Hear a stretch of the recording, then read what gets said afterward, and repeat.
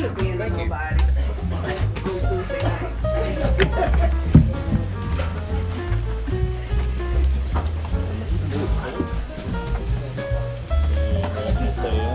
I haven't heard anything. So. You just keep showing up until they kick you out. Ashley.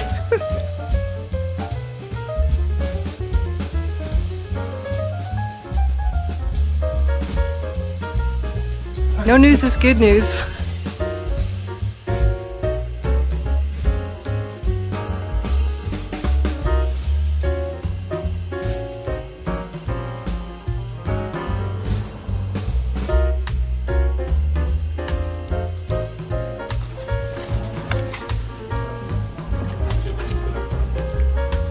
He's one of the cool kids in the back. Your name tag's there.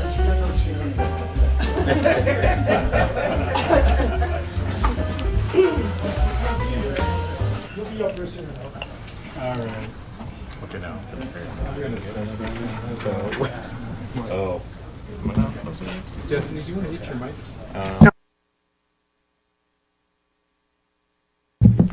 Okay. Good evening. This will be the start of the Transportation Advisory Board for April 14th, 2025. Can we get a roll call, please? Chair Lehner. Here. Board Member Bennett. Here. Board Member Wickland. Here. Vice Chair McKee-Burrows. Here. Board Member McInerney. Here. Board Member Kalkofer. Here. Council Member Yarbrough. Great, thank you. And we acknowledge that Longmont sits on the traditional territory of the Cheyenne, Arapaho, Ute, and other indigenous peoples. We honor the history and the living and spiritual connection that the first people have with this land. It is our commitment to face the injustices that happened when the land was taken and to educate our communities, ourselves, and our children to ensure that these injustices do not happen again. Okay, we'll move on to approving the minutes of the preceding meeting in February, since we did not have one in March. Are there any questions or corrections to the minutes from the February 10th meeting? Yes, minor correction. In line or item 4, bold line, Bennett is spelled with 2 T's, as well as it's all good.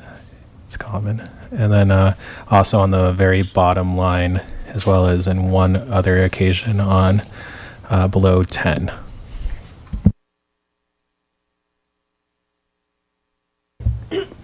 Okay. Any other? Okay. Can I get a motion to approve?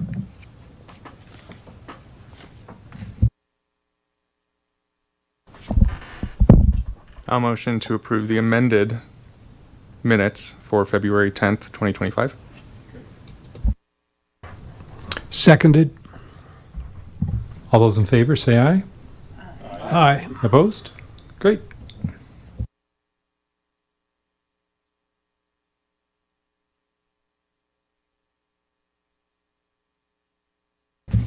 Phil, we'll move to number 5, communications from staff.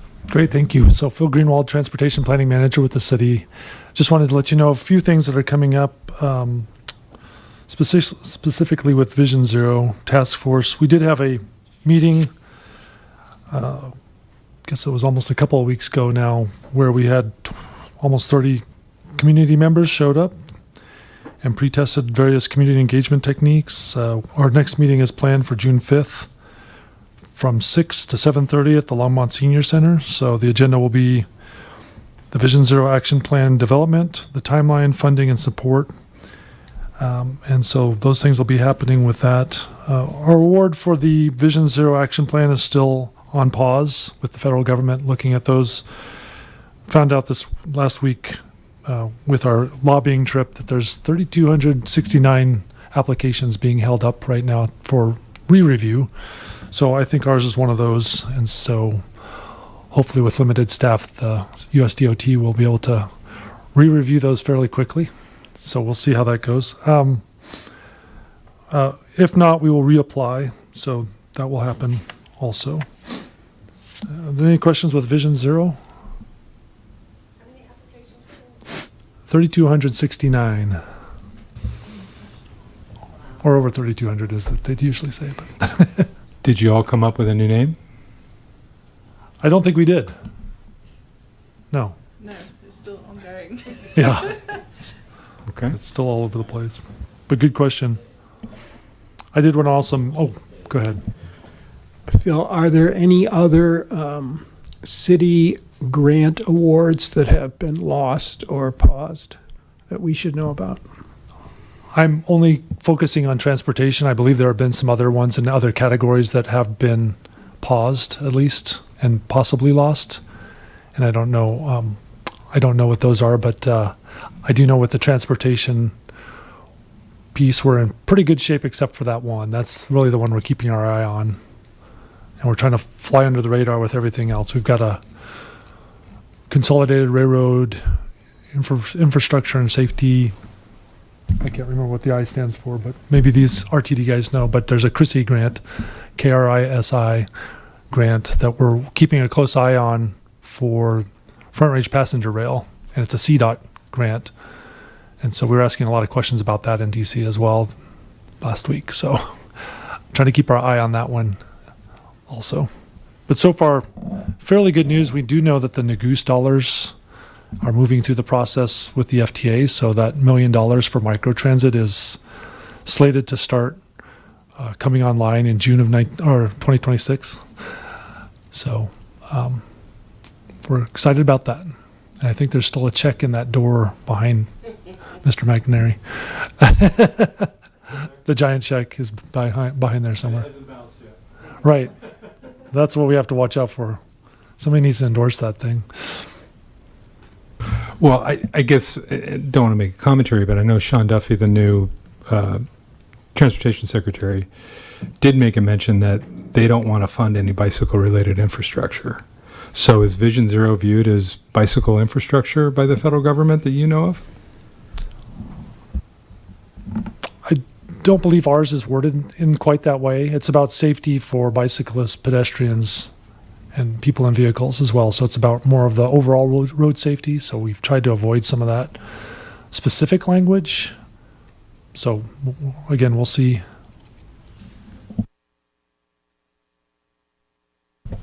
Another item that we just always like to make you aware of, and I think this is great for our RTD friends in the audience as well, is the service operation on the microtransit.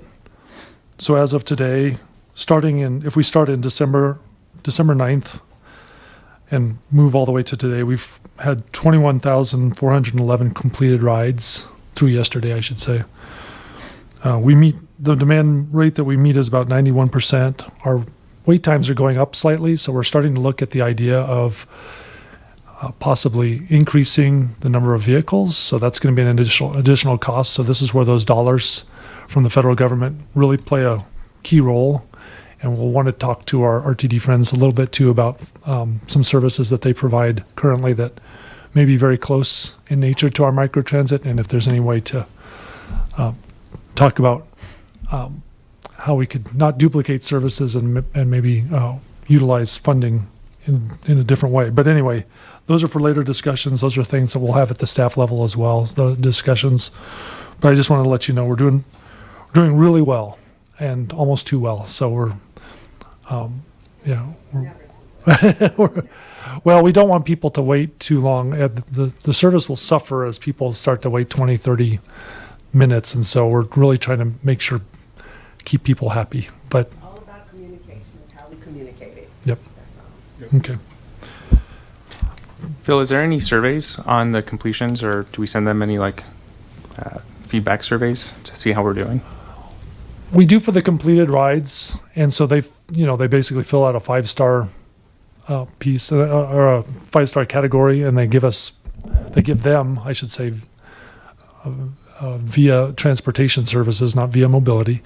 They give them feedback, and so our average star rating is 4.9 of the completed rides. But I don't get feedback from the people who don't take the ride because they didn't get it satisfied or taken care of. So if they don't get their ride, and I've had that happen where it's like, well, I'm not going to wait 30 minutes, so I just opt out, and I don't get to say anything about how I feel about that. So those are things I think everybody's kind of experienced that on the board. I know a few of you have mentioned those items. So, but so far the completed rides have been pretty great, and the feedback has been great, and the drivers are getting some really good feedback as well. We've had a few issues I think that made next door about drivers maybe speeding or doing U-turns in the middle of the streets, and so we're addressing that through the vendor. But otherwise, things have been good, and I think we'll hear from RTD that we've got some good ridership numbers on, especially like the 324. I think it's starting to feed off of the idea that people may take it microtransit in one way and maybe use other transit means, especially with free transit on our 300 series buses.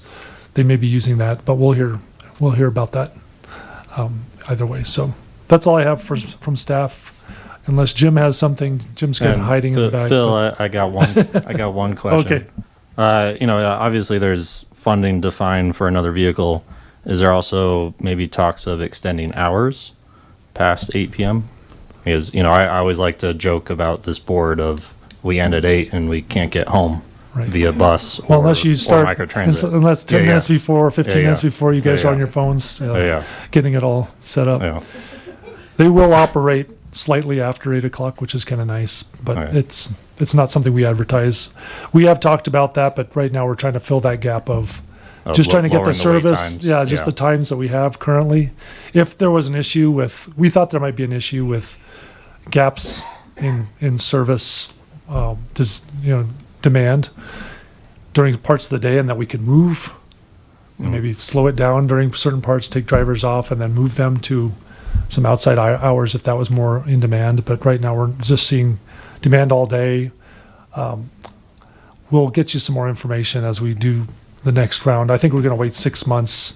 So in June or July, we'll have another report for you and show you the heat maps that have been created that really show you where the rides are starting from and ending.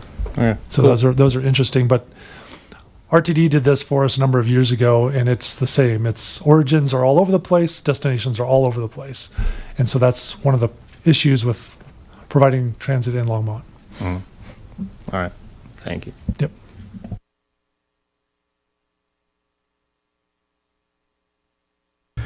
Okay. We will move on to public invited to be heard. Do we have any members of the public here to be heard? And I do see somebody.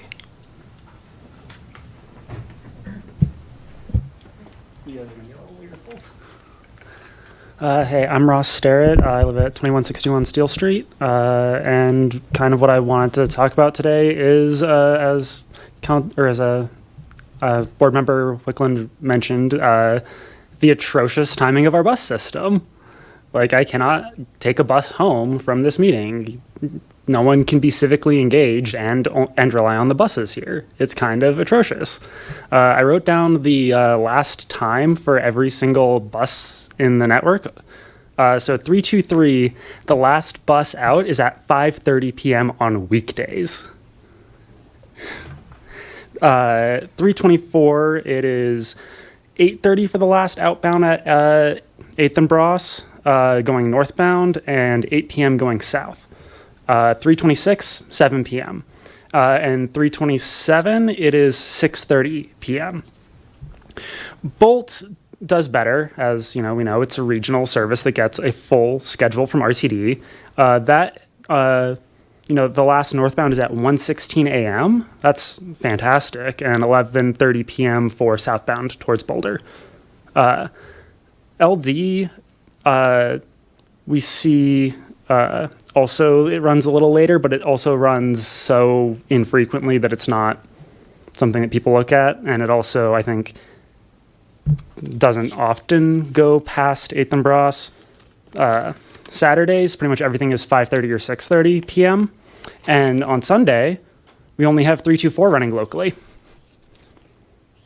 And so, most of Longmont's area, and I know that there's a lot of apartments not in that main and 119 corridor, most of Longmont doesn't have bus service on Sundays, and it's hourly on the weekends. It's really bad. A comment on the microtransit. I used it on Saturday to get home from downtown because, I was just missed a bus. Well, the half-hour wait on the microtransit's less than the hour wait for a bus. So that's nice. It's a nice option to have, and they have bike racks, so it's great. So I can, I want to meet up with someone downtown. I can take my bike. I can take the ride back if I want to. Or if things time out nice, I can grab a bus, but, maybe not. Yeah, those are really what I wanted to say. And I'd love to see, transit run later in the evening, and maybe Longmont won't be so car dependent because people think, oh, this is a viable option for me. Thanks. Thank you.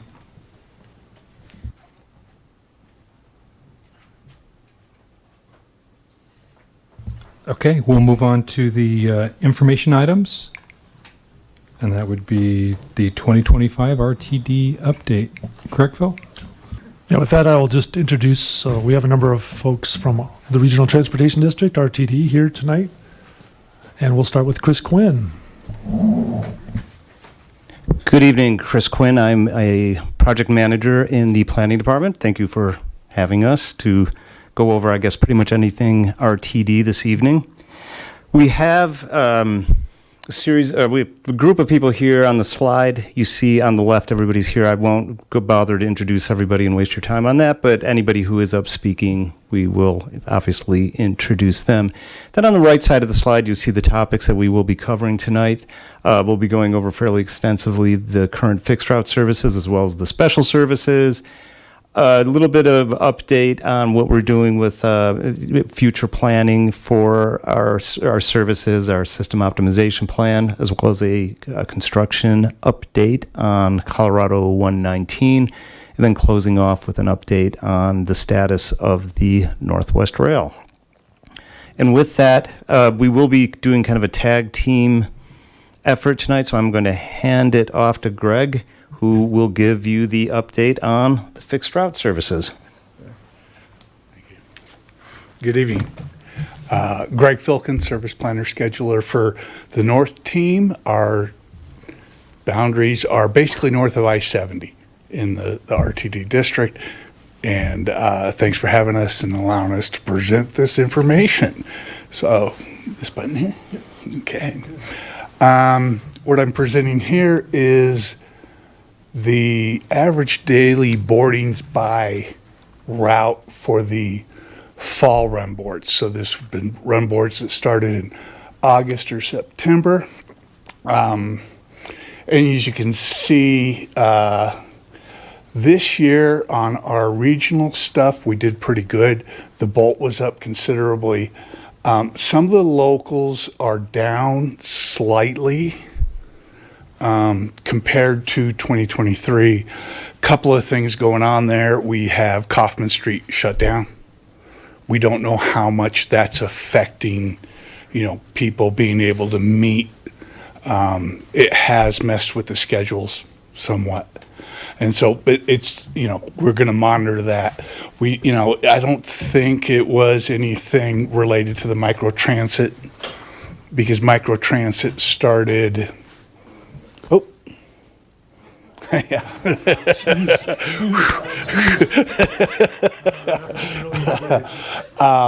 Microtransit started after the fall run board. So I don't think it was a case of microtransit cannibalizing the local routes, but we'll monitor that and we'll keep an eye on it. And this is just a different format. You can see how we have, over the last few years, we quit taking pre-pandemic numbers this year and comparing them because it's just, we're so far past that now that's not even, worth bringing up. And then here's our locals where you can see that we are down slightly. It's not anything too concerning, just something we're monitoring as far as on that ridership. And real quick, since you're here, I will address a couple of issues on that local. We have proposed, now everything's got to be approved by the board. There's a couple of routes here locally that we are extending past, we've proposed to extend past 7 p.m., where we would be adding a couple trips in to address those types of concerns. So with that, I'm going to hand it off over to Sage, and he can go over the... Thank you, Greg. Hello, everyone. My name is Sage Thornbrew. I am the Senior Alternative Service Planner Scheduler at RTD. Today we're going to talk about paratransit and FlexRide. So first of all, addressing paratransit. For those of you who are unfamiliar, it is a service that is provided within 3/4 of a mile from fixed route services and is available within the same schedule as fixed route services are. You need a disability that prevents you from using fixed route service in order to be able to use it, and to be eligible to use it, that has to be determined in advance of your using the service. 2024, the utilization of the services, we're looking at an average of 1,100 trips per month in Longmont, and that accounts for 3% of the system-wide trips within RTD. The Longmont FlexRide, currently as it is structured, runs Monday through Friday, 5:30 to 7, Saturday 9 to 6, and Sunday also 9 to 6. The boundaries are, as you see here. Our in-service hours have gone up, not since 2023, but we did make that big jump between 2022 and 2023, where we have 2 vehicles on the weekday and 1 vehicle on Saturday and Sunday both. We're seeing a pretty significant gradual increase of weekday boardings. Anecdotally, Longmont right now has, it's one of our highest performing routes within the FlexRide system.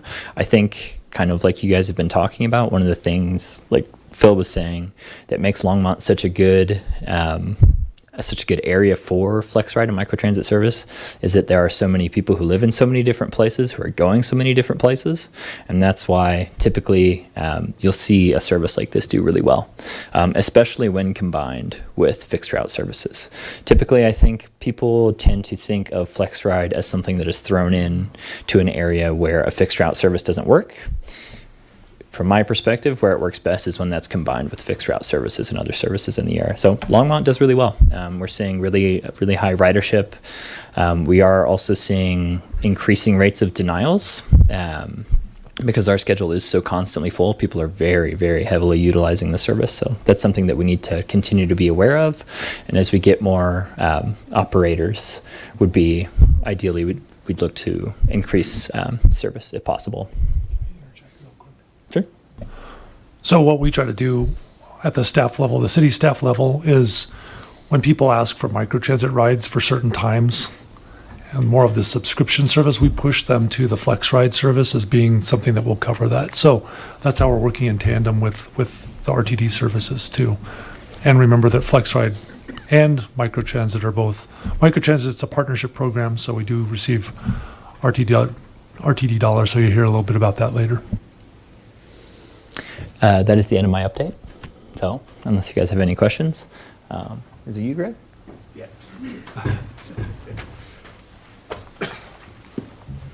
I'm back. Now, future plan service adjustments. And this is included with the Colorado 119 BRT. We're going to be looking at, and we work with Phil a lot on this, when the BRT opens, hopefully, fall of 2027, we are going to reimagine the local routes here in town. Part of that is we have an expectation of the First and Main station. That's going to be the new hub. Currently, the hub is 8th and Kaufman or 8th and Bross. With the Kaufman busway and Kaufman improvements, there will no longer be a location where we can have 4 or 5 buses at one time.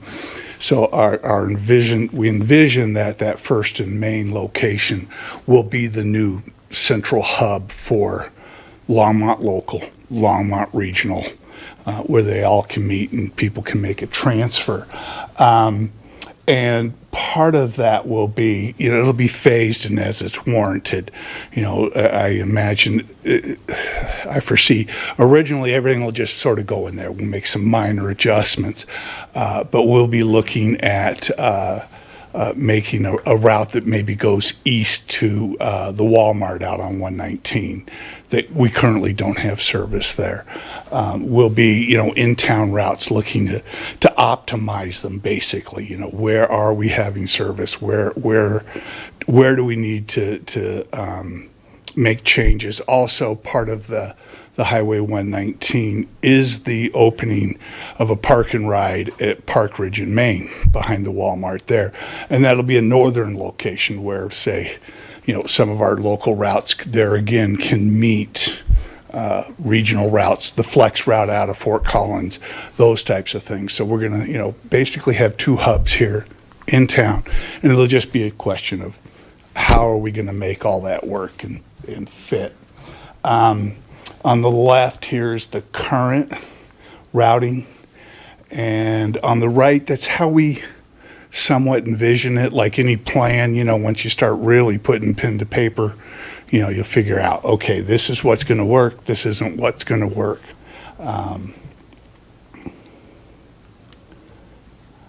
System optimization plan. Did you want to take that, Chris?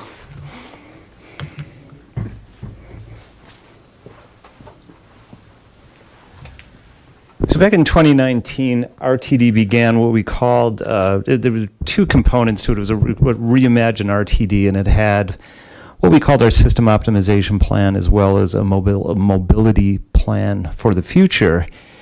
We started this in 2019, so that was obviously pre-pandemic. The pandemic hit, so we kind of put it on pause, and then finally finished it in 2022. But the intent of what we were calling the System Optimization Plan, or AKA the SOP, was to provide a framework for what our future fixed route bus service should look like over in this case, the period from when it was completed in 2022 up through 2027. Now, our service development team 3 times a year will do updates to the system through the run board process. A lot of that is making sure that buses are running on time. Are there reroutes that need to be done? A lot of just sort of kind of I don't want to say maintenance of the system because it's more than that, but keeping the system going as it is, whereas the SOP was intended to be really a little bit more of a longer term framework of what do we want the system to actually look like. And so a lot of the routes were, I hate to use the word optimized since that's or optimized to perform better than the previous structure that we had. We're at the point now where we're getting close to the horizon year, which was 2027. So this summer, we're going to be going to our board, giving them an update on how it's performed to date. And we're at roughly, and I hope I have my number right, roughly about 83, I think, % of where we wanted to be with the restoration of service that was defined in the system optimization plan. And we'll have a much more detailed analysis when we go to our board in July, and obviously that will become public information that can be shared with this group as well as anyone else. But the piece that we also wanted to let you know is, given that the 2027 horizon is getting close, we intend next year to start the process of getting a contractor on board to do our next round of the system optimization plan. We're changing the name of it simply because I guess SOP, and I didn't know this, is also an acronym for Standard Operating Procedures, so we didn't want to create any confusion. So we've gone with Comprehensive Operation Analysis, or ACOA. When we start that process, obviously there will be, just like before, there will be a lot of community engagement that will be associated with that effort. So we will be giving you updates on that as that goes along, and again, expect that you will be part of that process. And then I'm going to jump to, let's see, an update on the Colorado 119, or the diagonal BRT. Unfortunately, our project managers on the engineering side, neither of them, both of them had some family obligations that came up last minute. So you're getting the B team tonight. So if you do have questions, I hope I can answer those. But if not, actually Phil knows as much or more than I do on this one. So between the two of us, hopefully we can respond to any questions that you may have. And I didn't mean to insinuate that you were part of the B team, Phil. So. Okay, right. No. So, I think everybody on this body is probably generally aware of what BRT or bus rapid transit is. Generally, the intent of it is to have a higher quality bus service, provide faster ride than standard, a little bit of other upgrades to avoid delays. And US 36 is somewhat of a model for what we looked at when we were coming up with the planning for the 119 BRT, in that anything we can do to speed up the travel time of the bus to make it more attractive for our customers. And Greg, I think, had mentioned, I think one of his slides had reference to the PEL, or what we called the Planning and Environmental Linkage Study. That was completed in 2019, and that served as kind of the framework for what we're looking at for the improvements on 119. Some changes were made from the original recommendations from that study. But in general, what the study did was looked at the future demand in the corridor, which, no surprise, there's a lot of future demand on it, and then looking at ways that we could optimize the transit services along the corridor between the two cities, Boulder and Longmont, by reducing travel time and enhancing reliability. And one of the recommendations was, at the time, for a managed lane similar to what's on US 36, that has since been altered a little bit. And I think you're kind of aware of, I think we've presented to this body on this, but just to make sure that it's known. So the bus rapid transit, or the enhancements that we're going to be seeing on 119, include Q bypass lanes. That's essentially a bus lane at the signalized intersections, so that the bus is not caught in the delay or the backup at the signalized intersections, specifically, J Road, 52, and Niwot Road. And along with that, we will have improvements to the stations that are along, or what we will be calling stations on the corridor. And then on the roadway side, you'll also be seeing, and there's nobody from CDOT here tonight, so I don't want to talk too much about what they're doing, but some of the work that the state will be taking on includes improvements to the signage and striping and lighting along the corridor. And the big thing is going to be a reconfiguration of intersections, the big one being at 52 and also at Airport, to make those intersections a lot more efficient. And then we should probably interject real quick. Yeah. I don't know if you have it on here, but the Hover Street intersection will be major reconfigurations. So we're working on that plan now with CDOT to try to figure out what that's going to look like ultimately. It has been reconfigured. I think we came to you originally, it was going to be an underpass, boulder bound. Now it's going to be a bridge structure over hover, that's what they say. Flyover over hover. Sorry. So, couldn't resist. But we're trying to figure out now how the bicycle infrastructure works with that too. So there's going to have to be a lot of improvements to the bicycle piece that isn't part of that. And Airport, the reconfiguration piece there is really about changing the median piece of that to not be two-way. It's going to be a one-way, only northbound. So if you're trying to get to the diagonal heading Longmont bound and you're south on Airport Road, you will not be able to take that maneuver anymore. It was a pretty low volume maneuver, but there's some issue of how that inconveniences a few folks, and so we're trying not to do that. But it's going to make the operations much better, and it avoids a signal for that Longmont bound direction of the diagonal, because with the original intent and that being two-way traffic as it is today, that would have required a new signal, which again increases our rear end crashes at those signals. So a lot of thought went into the idea of how we make that work. So thanks, Chris.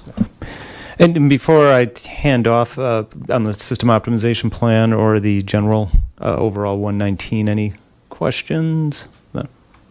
I do have a question. Yeah. And Phil, you might be able to answer this as well. The BRT route is going to go north on Hover and then cut over to what would be the hub on First and Main? Then we'll use Boston. So we go north on Hover from 119 up to Boston. Then East on Boston. We'll have the new at-grade crossing completed then at the railroad tracks. So Boston will go all the way from Airport Road basically on the west to Martin Street on the east. And so that connection will be where the buses go. And we've really planned for that to get the buses off of Ken Pratt and out of that traffic. I see. And then those are stops along the way on. There will be some stops on Hover then for. There'll be stops on Hover, but none on Boston. Yeah. The next stop after it gets north of Nelson, there's a stop planned, and then after that, there's no stops planned until you get over to First and Main. Yep. Now, there is some public outreach that's happening, and I don't know if that's going to be discussed, but there's going to be some public outreach soon on RTD's planned stops in Longmont. So we are going to really need this group to come out and evaluate those stops and make sure that's what we need as a city. And that's our chance to really have that input into the RTD process.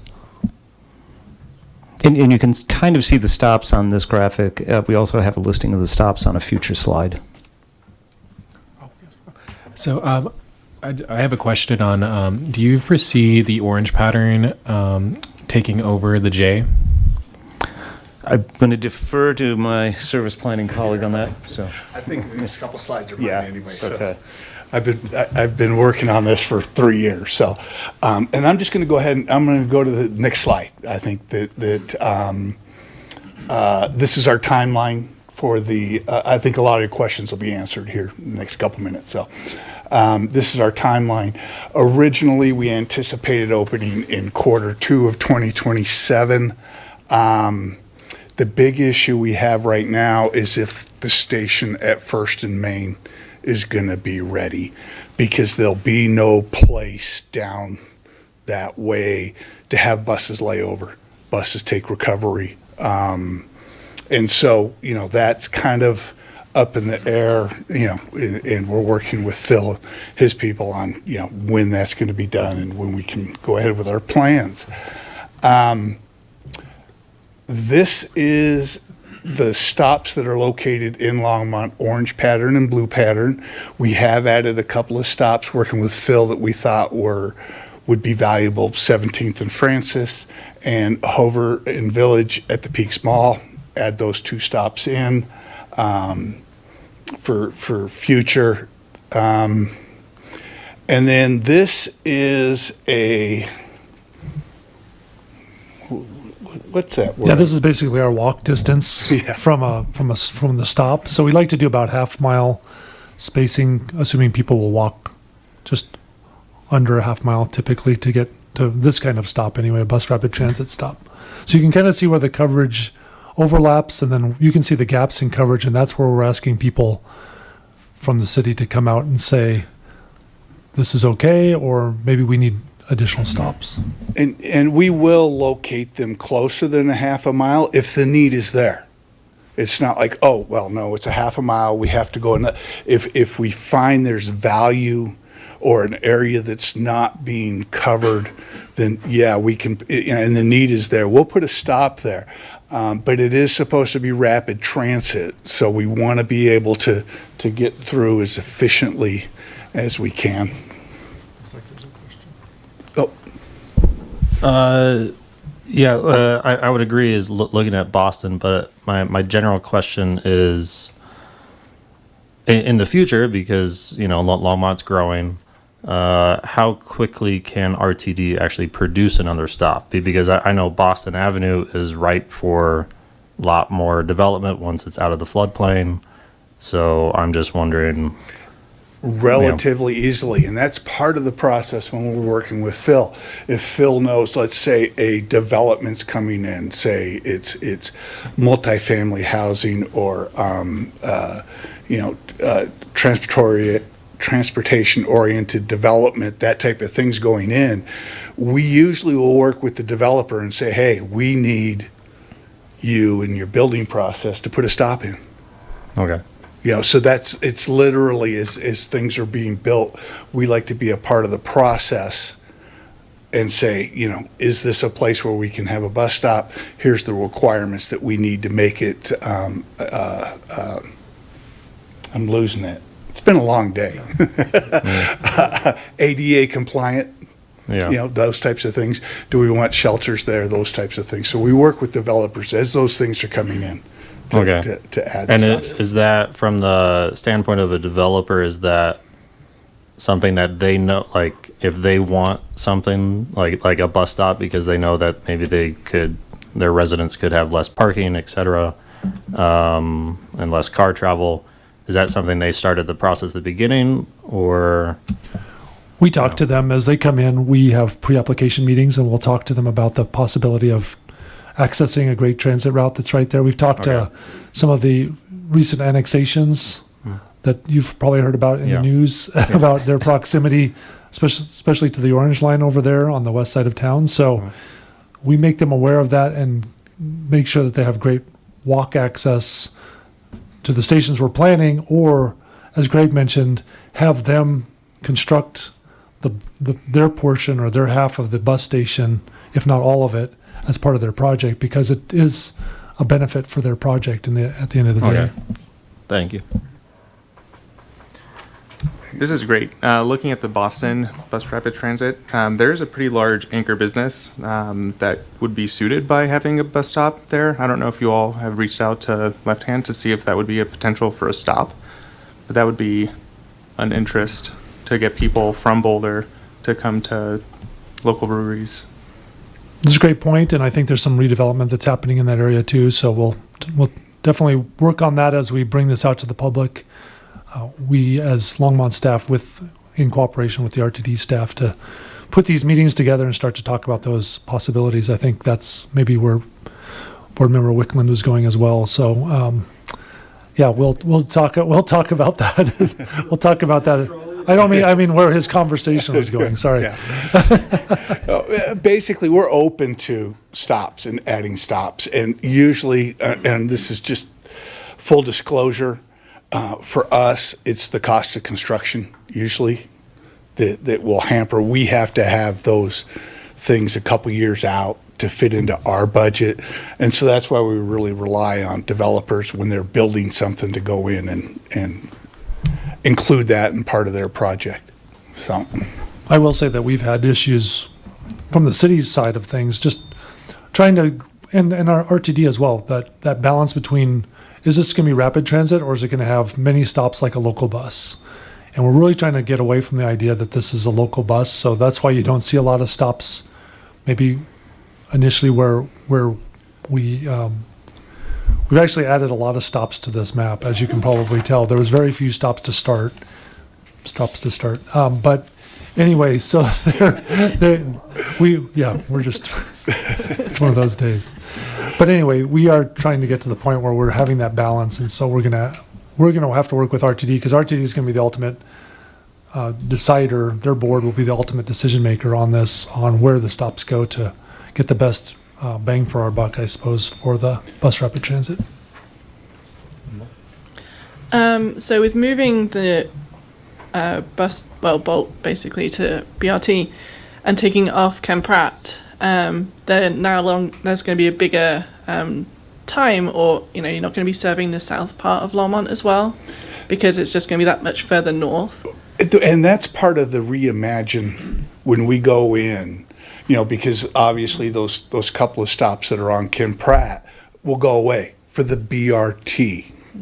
Okay. We still intend to have local service there. Those local services will connect to the BRT at First and Main or on Hover or wherever, where somebody can transfer. And so that's part of the process of, okay, once this gets open, or as we get close to opening, okay, how can we fill these gaps in where we know we're going to need bus service on Ken Pratt? What's that going to look like? Where's it going to start? Where's it going to end? So those are all things that we'll go through the process as we get closer. Probably start that next year in 26 with, okay, we have an opening date. What are we going to do on the local stuff to make it all work very well together? So, Okay, that's good to know. So does that mean you're going to increase the number of trips for the local buses to correspond with the BRT? there again, the local buses, the number of trips, the number of is all based on demand, and we are supposed to get this summer the new service standards from our board, as far as if it's hitting a certain number of passengers per hour, you know, it should have this sort of service level, and that's part of our process now. As far as, you know, we are constantly evaluating ridership numbers and passengers per hour, and where can we increase, and honestly, where are places that we are over serving because we don't have the ridership, and that's system wide. That's not just Longmont, and so I hate to make any promises that, like I said, you know, that's all going to be part of the reimagine, I guess, reimagine Longmont with the opening of the 119. Okay. Because I mean, there's always like the chicken and the egg type of situation. The more routes, more times you do, then the more it's going to be utilized. And currently, I would argue that it's not utilized heavily just because there just isn't often enough. And especially like from my point of view, I don't choose to use it because it's only every hour most of the time. And it just doesn't make it very optimal for the average everyday person trying to just do errands and stuff around town. But I'm sure you know that already. Duly noted. And kind of following on from my fellow board member about the J. Mm-hmm. So I can see that in the Longmont side that it's going to be kind of covered by that orange route, but we're on the Boulder side because it used to go to CU Boulder, but I'm not sure that it is now. Next slide. Okay. All right. I think it's the next slide. So here is the. Oh, go ahead. One more question. Oh, I'm sorry. Go back to the previous slide, please. Yeah, sure. Does RTD envision that local transit riders in Longmont will not be able to use the BRT and pay a local fare to do that? For example, I'm thinking of the riders near Airport and Nelson who are going to lose their 324 service. So if they ride from Longmont to Boulder, catch the airport bus. Well, what if someone just wanted to ride from Airport and Nelson, say up to the Walmart? Could they take the orange line? Right now, now correct me if I'm wrong, right now all the fares are local. There's no regional fare. Are you saying that the BRT is going to be free? Would it be free? I'm sorry. I'm confusing what you guys. You buy up the fares, and so. Or would there be a local fare to ride Yes, the BRT locally? The BRT, yes, there would be. There would. Okay, thanks.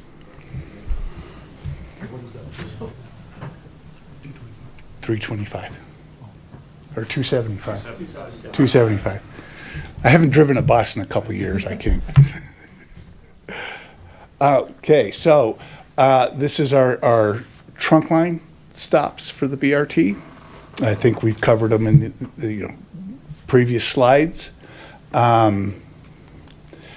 This is just to give a comparison of what Boulder is getting on their stops, so that you guys were aware of what Boulder's getting. And as you can see, the orange pattern stays on 28th, goes down to Broadway, and will serve the East Campus and the main campus as far as you can get on a Stampede.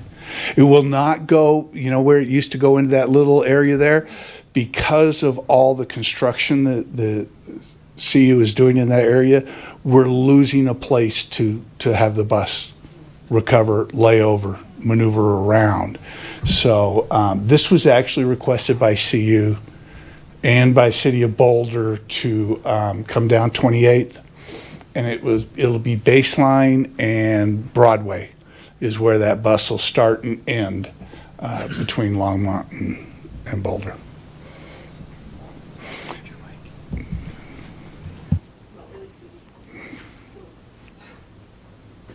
There again, we're going to have public meetings, and I think that question came up.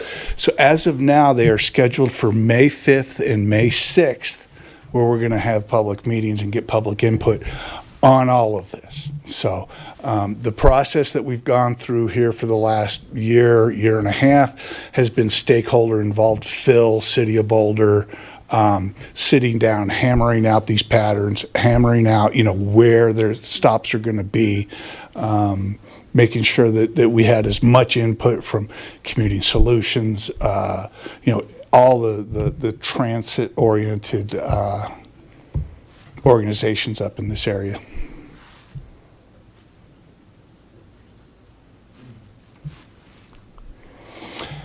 This right here is just a list of all the stops in each direction. Yeah, okay. And this is the envisioned frequency and span that we're going to have. I'm not sure if you have a printed copy of that. It is going to be an increase over the service that is currently provided, especially in the peaks. Adding back that orange pattern, which was the replacement for basically the J.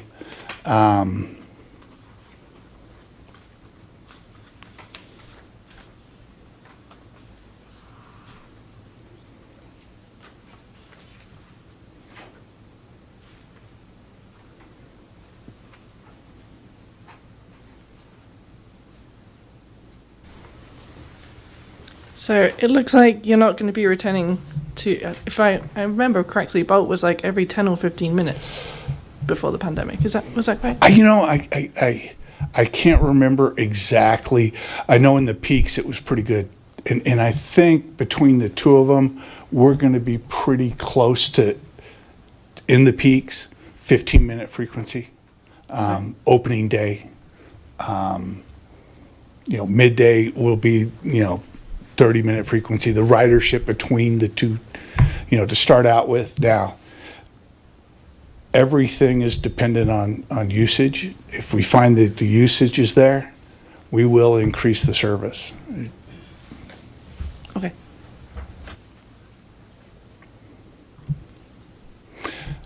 I should say resource dependent.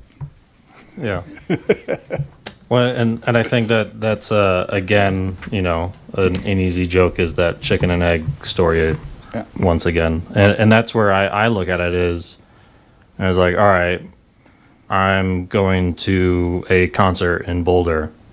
All right. And I know a lot of friends that go to concerts in Boulders. And then also, what are they doing? They're not taking a bus because, well, right now I see the, weekdays, it's going to end at 9 p.m., Saturdays, 6 p.m. Is that what, if I'm reading that correctly? I think I don't have it.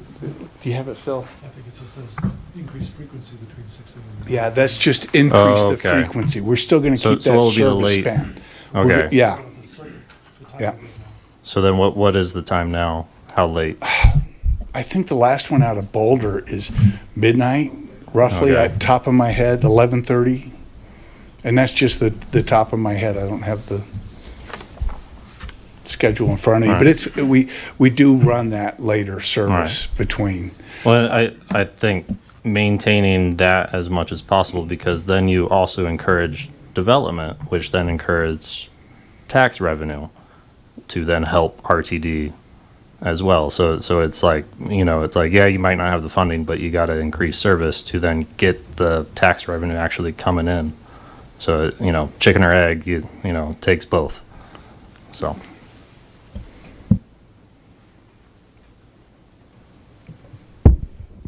So, I know you keep saying, and I've heard this ever since I first got on the transportation as a council liaison.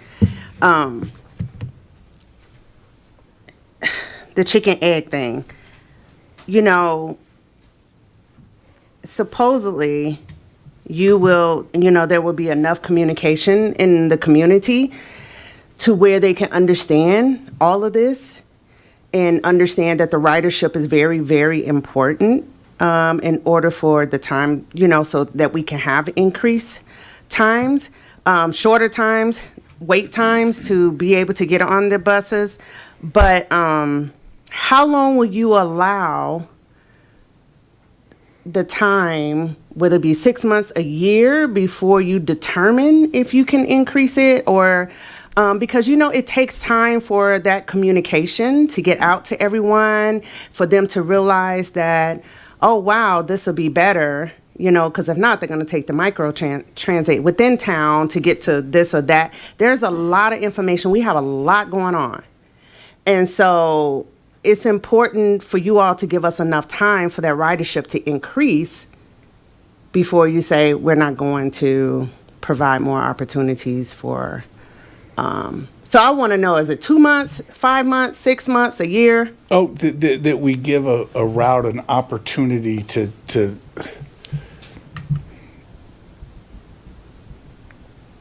we give them, and you can't put a number on it. And part of it is like, and the best example I can give right now is the CO7 starter service that they're going to try to run between Brighton and Boulder. They have 2 years as a pilot program to prove it.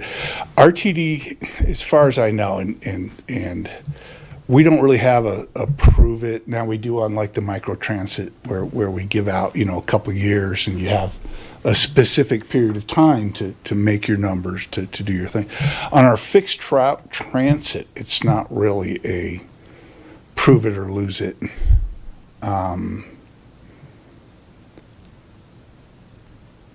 We do evaluate, and I can give a couple examples. The AB in Boulder that goes between Boulder and the airport, post-pandemic has just exploded with riders. In particular, like a Sunday evening coming back from the airport to Boulder, a lot of standing room only, a lot of people getting left behind because there's not even standing room only on the bus. It takes time to address that. So like currently right now, we are actually working on changes for September. Part of that is in Longmont. Our buses aren't running on time. It's Bross Street. We've got to make some adjustments. We're looking at extending the service hours. So we're actually doing that now. So we're, 6 months ahead on changes for September. And so it takes time to get the numbers, put a plan together, present it to the board, get it approved by the board, and then implement it. And so, unfortunately, we do service changes 3 times a year. Going into that service change, we address ridership. Number one is something, passengers per hour is our standard. How many people are boarding this bus every hour? As far as, in the service span, if we see people that are riding early, people riding late, do we need to, is a bus full at 6 o'clock in the morning? Do we need to add a 5:30 bus? Those types of things. So those are always addressed ongoing. Now, going the reverse way, taking a route away because, we don't think it, in my department, we don't think it's justified or used or whatever, is very, very, very difficult to do. I mean, I don't even consider, and this is just myself talking, as far as what I've seen. Politically, it's very difficult to say, well, this route's underperforming, we're taking it away, or this route, or we're going to cut service hours, because we have a board that we answer to, and they make those decisions on what gets increased, what gets decreased. We can propose something. We can say, this is what we see, this is what we think, but ultimately it's up to the board of directors. They make those decisions. So there again, we take public input very seriously when we hear things, when somebody takes the time to write an email, show up to one of our public outreach meetings, or come here. We take that very seriously, and we take that back, and we look at that and say, do they have a valid point? In this situation, we know he's got a valid point because we've already proposed, so. I guess I just want to make sure, sorry, I didn't mean to cut you off. No. I just want to make sure that this is successful from the very beginning. We want people to ride it, and we know it can be very beneficial and efficient if it's set up the way it needs to be set up, and no one knows what that is yet. Oh, the BRT? Yes, the Okay. BRT. That's what I'm saying. Because this would be, it would be amazing, I believe. And so I just want it to be as successful from the very beginning as possible. And if people have to wait that an hour, I think a lot of people may not take it. And so from the beginning. So I guess I was just trying to figure out, like you said, the AB1 has been going for forever, and you all taking 6 months knowing that you have standing room only. I know I take that bus every time to the airport, and the last bus on the weekend is at 11:20, and I'm like booking to not miss that bus, because what happens is I have to take an Uber, and that's like way more expensive. So when you already know 6 months in advance that you said it'd be easily to add more time, but obviously not. I know you have to take it to the board. Like, we have a board here who are accountable, but that's obvious that you need to change the time or have another bus to come when you have standing room only and people are missing the bus constantly. And if you look at the schedule, we now go a lot later on the AB. Oh, One. really? Since when? Because I just Since took the bus like from January Japan or like September. 2 weeks ago, and I had to get an I Uber.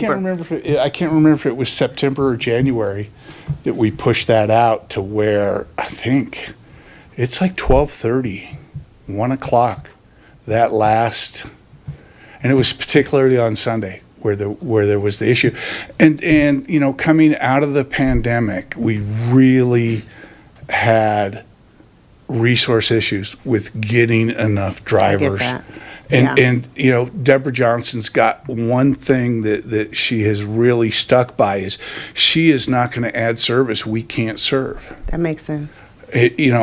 So if we're dropping routes still, what's the point of adding more service if we don't have the people to service it? And it's one thing if you have to drop a route every now and again. There are unforeseen circumstances, a blizzard or whatever, people can't get to work. But if it's happening on a consistent basis and we can't provide that service, you're standing out there for a bus, and like you said, you missed that one. Well, if you missed the one because the driver called in sick and now you got to wait another half hour, that is part of the frustration that you talk about. So yeah, our last bus right now leaving gate 8 DIA is 1:20 in the morning. So that was the other thing that we saw. A lot of people were coming in late on Sunday night too. It wasn't just like, oh, we need 3 buses at 9 o'clock. We noticed that people were arriving later, that those late buses were full. So we do work to really, address those kind of. But it takes about 6 months. That's all I need to know. Yeah. Right. Yeah. Okay. She's talking about Saturdays here. Yeah. Yeah. That's at 11:20. Saturday's 11:20. 11:20. Yeah. That's the bus that I couldn't make, and there's no 1:20 in the morning for that one. So I don't know why on Sunday and not on Saturdays, but I'm just saying. And because CU students coming back on Sunday, people coming back from their vacation or whatever. So even if they leave on a Wednesday to go on vacation, they're coming back on Sunday if they're going on a long weekend. And so that was what we noticed was we weren't really overloaded a lot outbound, bar spring break or Thanksgiving or Christmas, but it was very consistent on Sunday, the overloads coming back from DIA. So, looking at your table right there, if I'm understanding this correctly, if you want to go anywhere on the orange route and you want to get to CU at any time not peak, then you're kind of out of luck.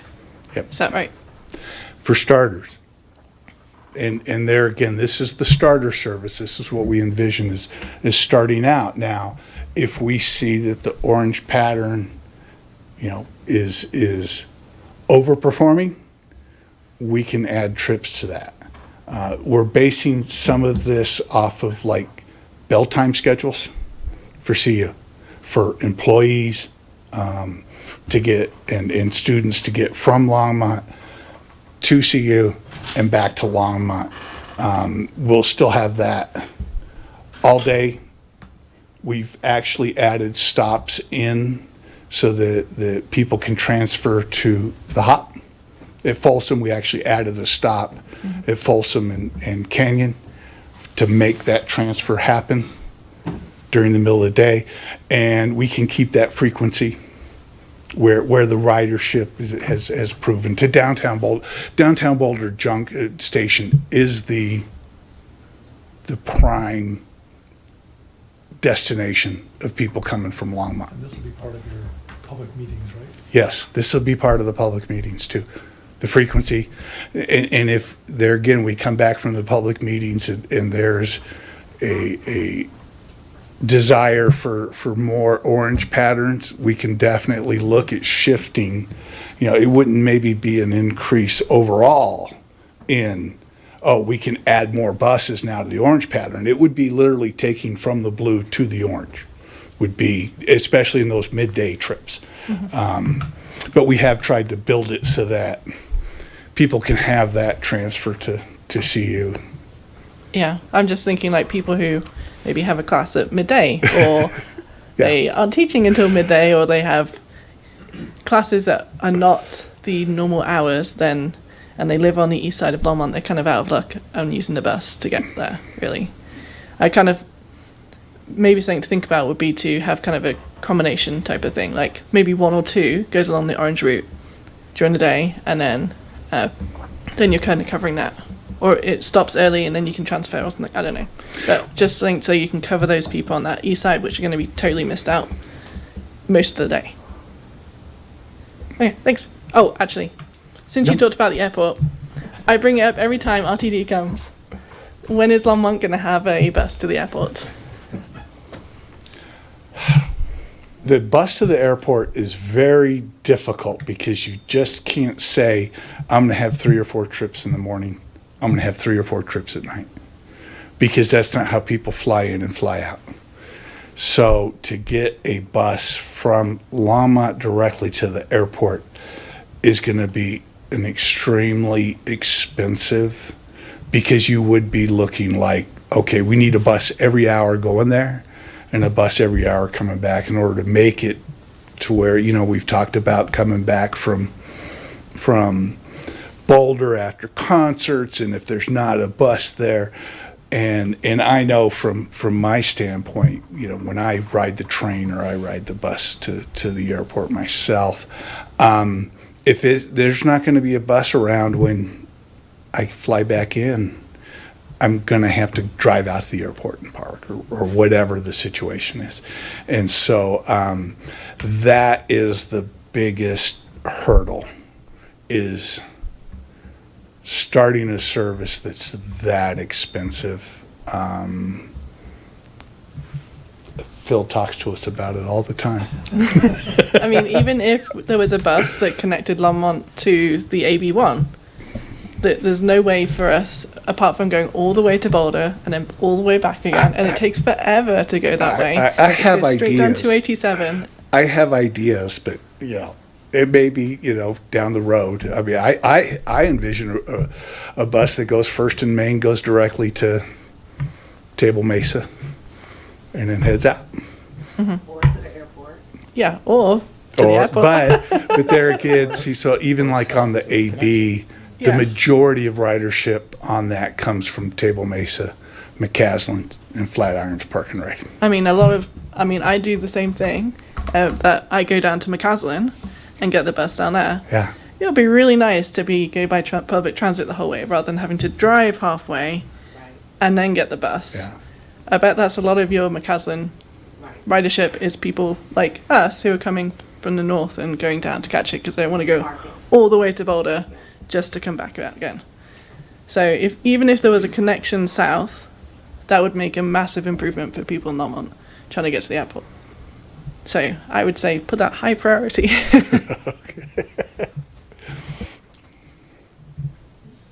Yeah, sorry, this is beating a dead horse. I go to the airport all the time. My wife goes to the airport all the time. No, I'm serious though. It's 2 hours and 21 minutes if I were to go to the airport to arrive by 10:30. That's 2 connections. If one of the buses is late, that's not reliable. The other way is you can take microtransit to the bus stand to Union Station to the airport. That's not an option. Are there any routes right now that RTD is servicing that is on the I-25 corridor that end up going to the airport? No. There's nothing. So Part of that is a lot of the I-25 corridor is out of the RTD district. So we are not allowed by law to pick up or drop passengers off outside of our district. So like the new park and ride that was built out on, is it 119? We're not allowed to use that. Now, there's a couple that we're looking at. They're building a new one at Colorado 7 and I-25. The park and ride itself is right in the district. It's right on the border. And so we're looking at using that as a park and ride. It maybe there's a situation where the 104L, which goes to the airport, could eventually come up there and start, and then do its normal route out to the airport. But that's all long range. does RTD have any data from, picking up at the airport to the final destination? Like, do you all know that some people are going to Longmont, continuing their routes? Not necessarily their final destination. Now, basically the data that we have is how many people we picked up at the airport on a trip and where they got off the bus. So, is there a way that we can collect data that shows how many people are getting picked up at DIA and end up in Longmont or vice versa?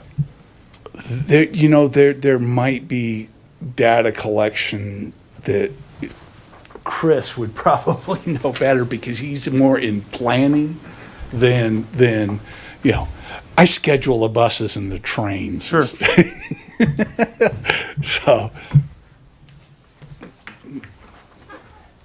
So yeah, one of our FTA requirements is that we do an onboard survey, and I'm trying to remember what the cadence of that is. I think, just completed one, and as part of the onboard survey, they do ask questions on, what is your origin and ultimate destination. So some of that data we do have. I don't know how clear, how precisely it's broken down, but we may have some information that we could follow up on to see if we can respond to that question. That would be great. Yeah. So when you're changing the routes for the First and Kaufman, how are you making those route recommendations? Are you looking at data? How is that done? There again, we have data of where people are getting on and where people are getting off. Okay. But for future stops, how do you know where to put those stops? Well, a lot of it will incorporate what we currently have. So it could be a route that now ends at 8th and Kaufman or 8th and Bross currently, just goes down Kaufman to and none of the other part of the route changes.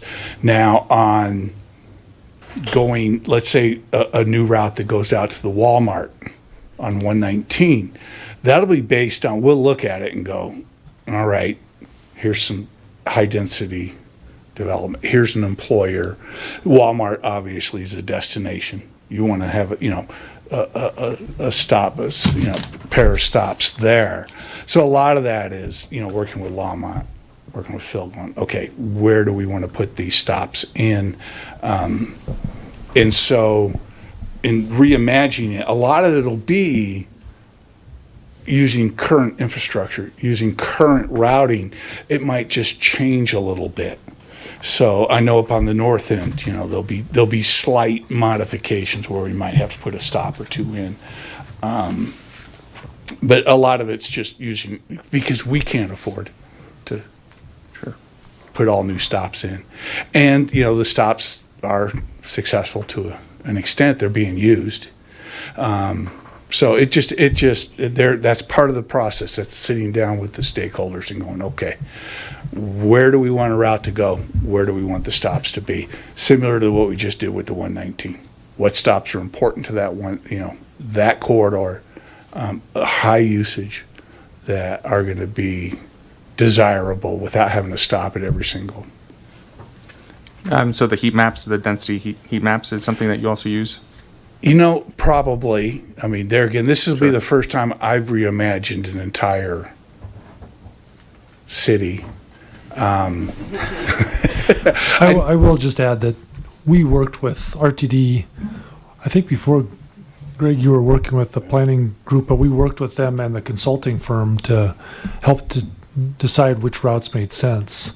So they used a lot of that data that they had from surveys and from the different heat maps that were available to them, where they have the actual, you know, how many people get on at each stop, how many people you get off at each stop. They have all that data based on the drivers, you know, when they, or well, actually it's based on the survey data when there's somebody actually with a clipboard counting people as they get on and off. So they have people who actually do those ride checks every few years. So they had that information, and the consulting team put that together for them and us so that we could figure out now where the stops go. I think that's exactly what Greg was saying, is those are dictated based on kind of distances and walk distances from certain things and proximity to trip generators and those things. But we'll work with them to make sure the stops, and if they're not in the right place, we add stops typically to these newer routes pretty easily. It's a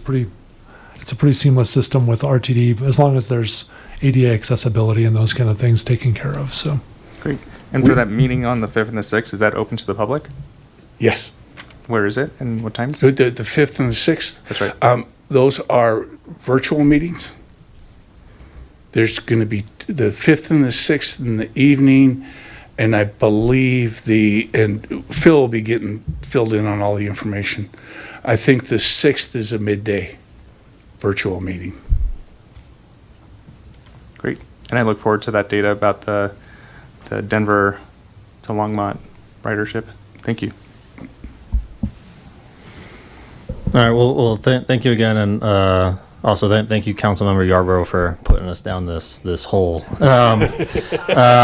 I appreciate it, because that was actually one of my first questions 3 years ago when I first met you guys.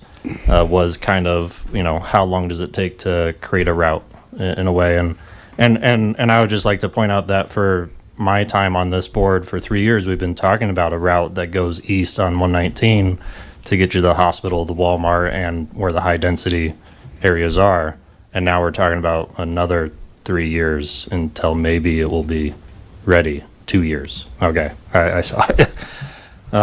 So, you know, I just like to point that out. Like, it seems like it takes forever. I understand there's funding problems, et cetera. And then also, you know, it's great to hear that there's an airport bus that picks up the last one at 1:20 during the week. But again, that doesn't help Longmont at all. So, like, you know, it still can't get home. And that's where, you know, the BRT would be great. Like, I wouldn't mind going all the way to Boulder if I have to, then come back home. But if I can't get home from Boulder at late at night, like even last night, I flew in at 11:30. Luckily, my brother parked at the airport because there was no real option for me to get home. And he had to go to Fort Collins, so he had an extra trip for me. And then also, you know, I hope that the board understands. I mentioned this last year as well in front of board members. That, you know, it's, you know, I read studies of Austin and Charlotte and compared, you know, an organization compared the two. The last train in Austin leaves downtown Austin at 7 p.m. So who's going to invest in any of those TODs? What developer is going to invest in that infrastructure? And then the value also of that changes. So like where Charlotte actually goes until 2 a.m. even after COVID. Before COVID it was 1 a.m. Now they're up to 2 a.m. for their last train. And their TODs are worth a whole lot more money, which brings in more revenue for then RTD. So it's chicken and egg, you got to have both. RTD has to be willing to put in the investment to then get the developers to build the housing and the businesses and the density and the et cetera that we need. So I just hope that that's really hitting the board home because they ultimately make the decisions. So, but that's all I have for now. I just wanted to say one thing about that. We were supposed to have 2 board members here. One is sick. Yeah. Didn't want to. I asked her not to come. Quite frankly, she was going to come masked up, and the other one was working on some family issues as well with taking care of some grandchildren, I guess, while her son was out. So I just want to let you know that they did know that this meeting was happening. They both send their apologies for missing it. So if there's anything you need to get to the board, or if we want to have a direct conversation, we can certainly get that information to the board members. Lynn Geisinger and Karen Banker are our board members for Longmont, and we can get that to them directly if you need. So let me know. I will. I bring this up every time RTD come as well. But Longmont and Boulder are almost the same population. We're really similar, right around the 100,000 mark. Boulder's bus routes, big extensive, many routes. I don't know how many routes Boulder has, whereas Longmont has 4. It's a big disparity between the 2 cities. And yes, Longmont is more kind of spread out, and we don't have university here. But, all Longmont residents are paying similar taxes as people in Boulder for transportation, but they're getting hardly any service in comparison to the people in Boulder. They're paying for Boulder's transportation, if you kind of think about it that way. And we don't get the same service here. And I'm just wondering, at what point is Longmont going to be more of a higher priority for RTD to provide the type of services that other cities in your network get? That is a great question for a board member. That is, to put it, above my pay grade.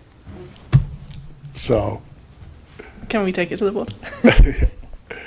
We have actually taken that to the board, and our answer back from the board has typically been, once you get a major university that has over 20,000 students, full-time students that live on campus and are in the ages from 18 to 22, will probably be considered more along the same line. So that's just the pat answer I've been given for 25 years of working for the city. So, and I'll just say from my observations, is the ridership on their main routes that we service is really high. So if you look at the skip, we need Arctics to handle the number of people. You might want to define that one. And Arctic is, the articulated buses that they use but we have no place. RTD doesn't have a garage facility to service them in Boulder. So, there again, the FF, that commuter between Denver and Boulder is really highly used. The Bolt here does really well on that, and that's why it was considered for the BRT, was because the ridership on the Bolt, and we think we can get that increased with the increased frequency, and obviously not having to sit in front of IBM for 3 light cycles, will help ridership and drive ridership and bringing the J back to give that connection between Boulder and Longmont. And so that's just my personal observation, is that they're because of CU, they have I think the age group, I don't know how many kids have cars or don't have cars, the transit is used quite a bit. So that is true. But that they get more use because there is more buses. So, like, yes, there are buses here, but they're not heavily used because they are so infrequent and are always late. So they're not reliable. People can't use them to go to work, or I think Longmont is. It feels like, from my point of view, that we're always kind of a afterthought in kind of RTD's point of view, that like we still don't have a rapid transport between Denver and Longmont still. Like that has never been brought back since COVID. And I have noticed that like there used to be loads of people taking their bikes and parking and going down that route. But now no one does it because there isn't a route anymore. There's no fast way for us to get down to Denver anymore. And it feels like, yes, we don't have university, but there's still 100,000 people here who could potentially use it and are forced to be car-centric because RTD doesn't prioritize the same way it does other cities. So I really think it's about time that instead of just saying, yes, we don't have a university and we don't have that younger generation, we still have 100,000 people here that are not being serviced adequately by RTD.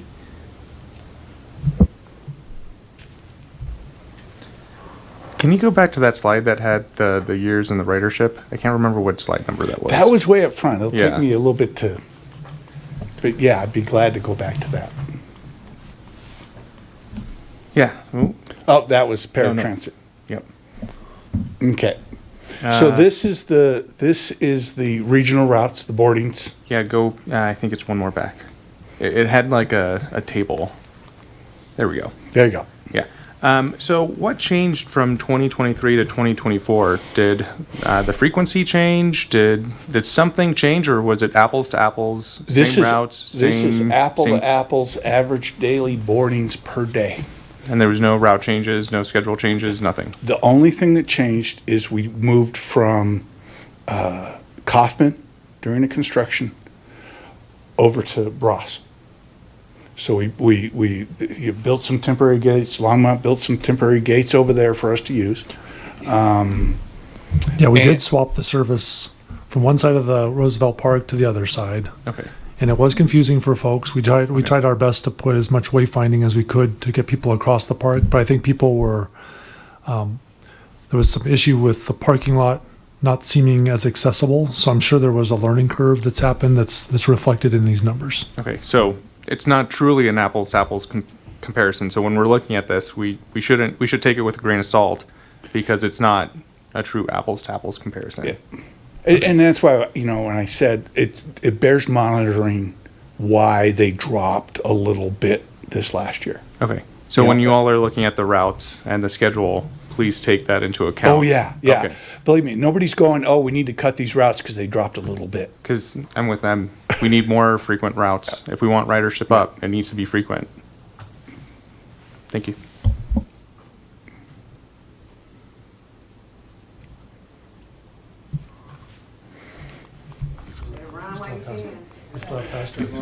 Yeah. No, that's all right. That's all right.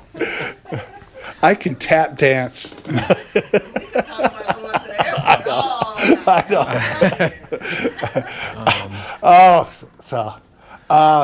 Actually, let me go back, make sure. So we got there. So this is just what we're doing here for the conclusion of the 119 update. Monthly meetings with local community, CDOT, updates. Ongoing public outreach, like I said, additional public outreach meetings and a survey. We're also going to be doing a survey. So I'm sure Phil will get that link, and if he wants to pass it along, it'll be in our public outreach meetings also in May, to where you can go in and basically this is where I live in, this is where I want to go. And so that we can get some real, and the original routes were built off a survey we did 3 years ago. So as far as, and that's how we know that the downtown Boulder Station is still the number one location people are trying to get to from Longmont. CU is a close second as far as the number of people leaving Longmont and trying to get to Boulder. So next up, everybody's favorite subject.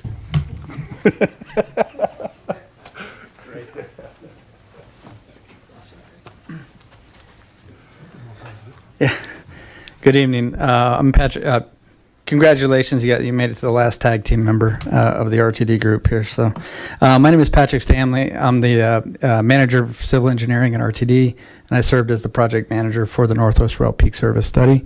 So tonight we'll do a quick overview of what we discovered on the Peak Service Study, and we'll kind of be able to give you at least a little bit of idea of what currently is going on right now with some of the state conversations and joint service. First, so I wanted to start real quick with a very quick overview for some of you that maybe not be familiar. You're probably all familiar at this point, but 2004, the Northwest Rail was part of the Fast Tracks vote. And in 2010 we did the EE, which included 11 new stations and double tracking of the entire corridor, 55 trips per day. And at that time it was not financially possible for us to actually deliver that particular date. So 2013 we did the Northwest Area Mobility Study, or NAMS, and that did look at Northwest Rail, but it really looked at it from kind of phasing segments. So kind of Denver to, and I don't remember where the cutoffs were, but kind of increasing the full service as you went closer towards the north. But the same issue there. The groups, the team that worked on it, our advisory groups, as well as, and the stakeholders, as well as RTD, determined at that time that the Northwest Rail was still desirable, but it was a little bit more of a long-term goal at that stage. 2016, the B line opened. The B line is the first segment, the first 6 miles that runs of the Northwest Rail that runs between Denver Union Station and the existing Westminster Station at kind of near 72nd and Lowell. And then 2017, we started working with our stakeholders to look at a peak service concept. And then in 2024 is kind of when we wrapped it up. We did a presentation to the RTD board in September of 2024. So a little bit about the peak service in general. It was designed to be a little bit kind of a starter service, get our foot in the door, get moving on the Northwest Rail, realizing that we were still financially constrained, couldn't quite get the full service completed. The route will follow the same route as we had planned. It actually follows the BNSF rails between really the Westminster Station as it exists today and Longmont. Again, it's an initial peak service concept. It's 3 trips from Longmont in the morning down to DUS, and then 3 trips in the evening from DUS to Longmont. We included 6 new stations along the way, one additional one in Westminster, 2 in Broomfield, 1 in Boulder, 1 in Longmont, and 1 in Louisville. Don't want to forget Louisville. And then with also a potential rail maintenance facility here in Longmont.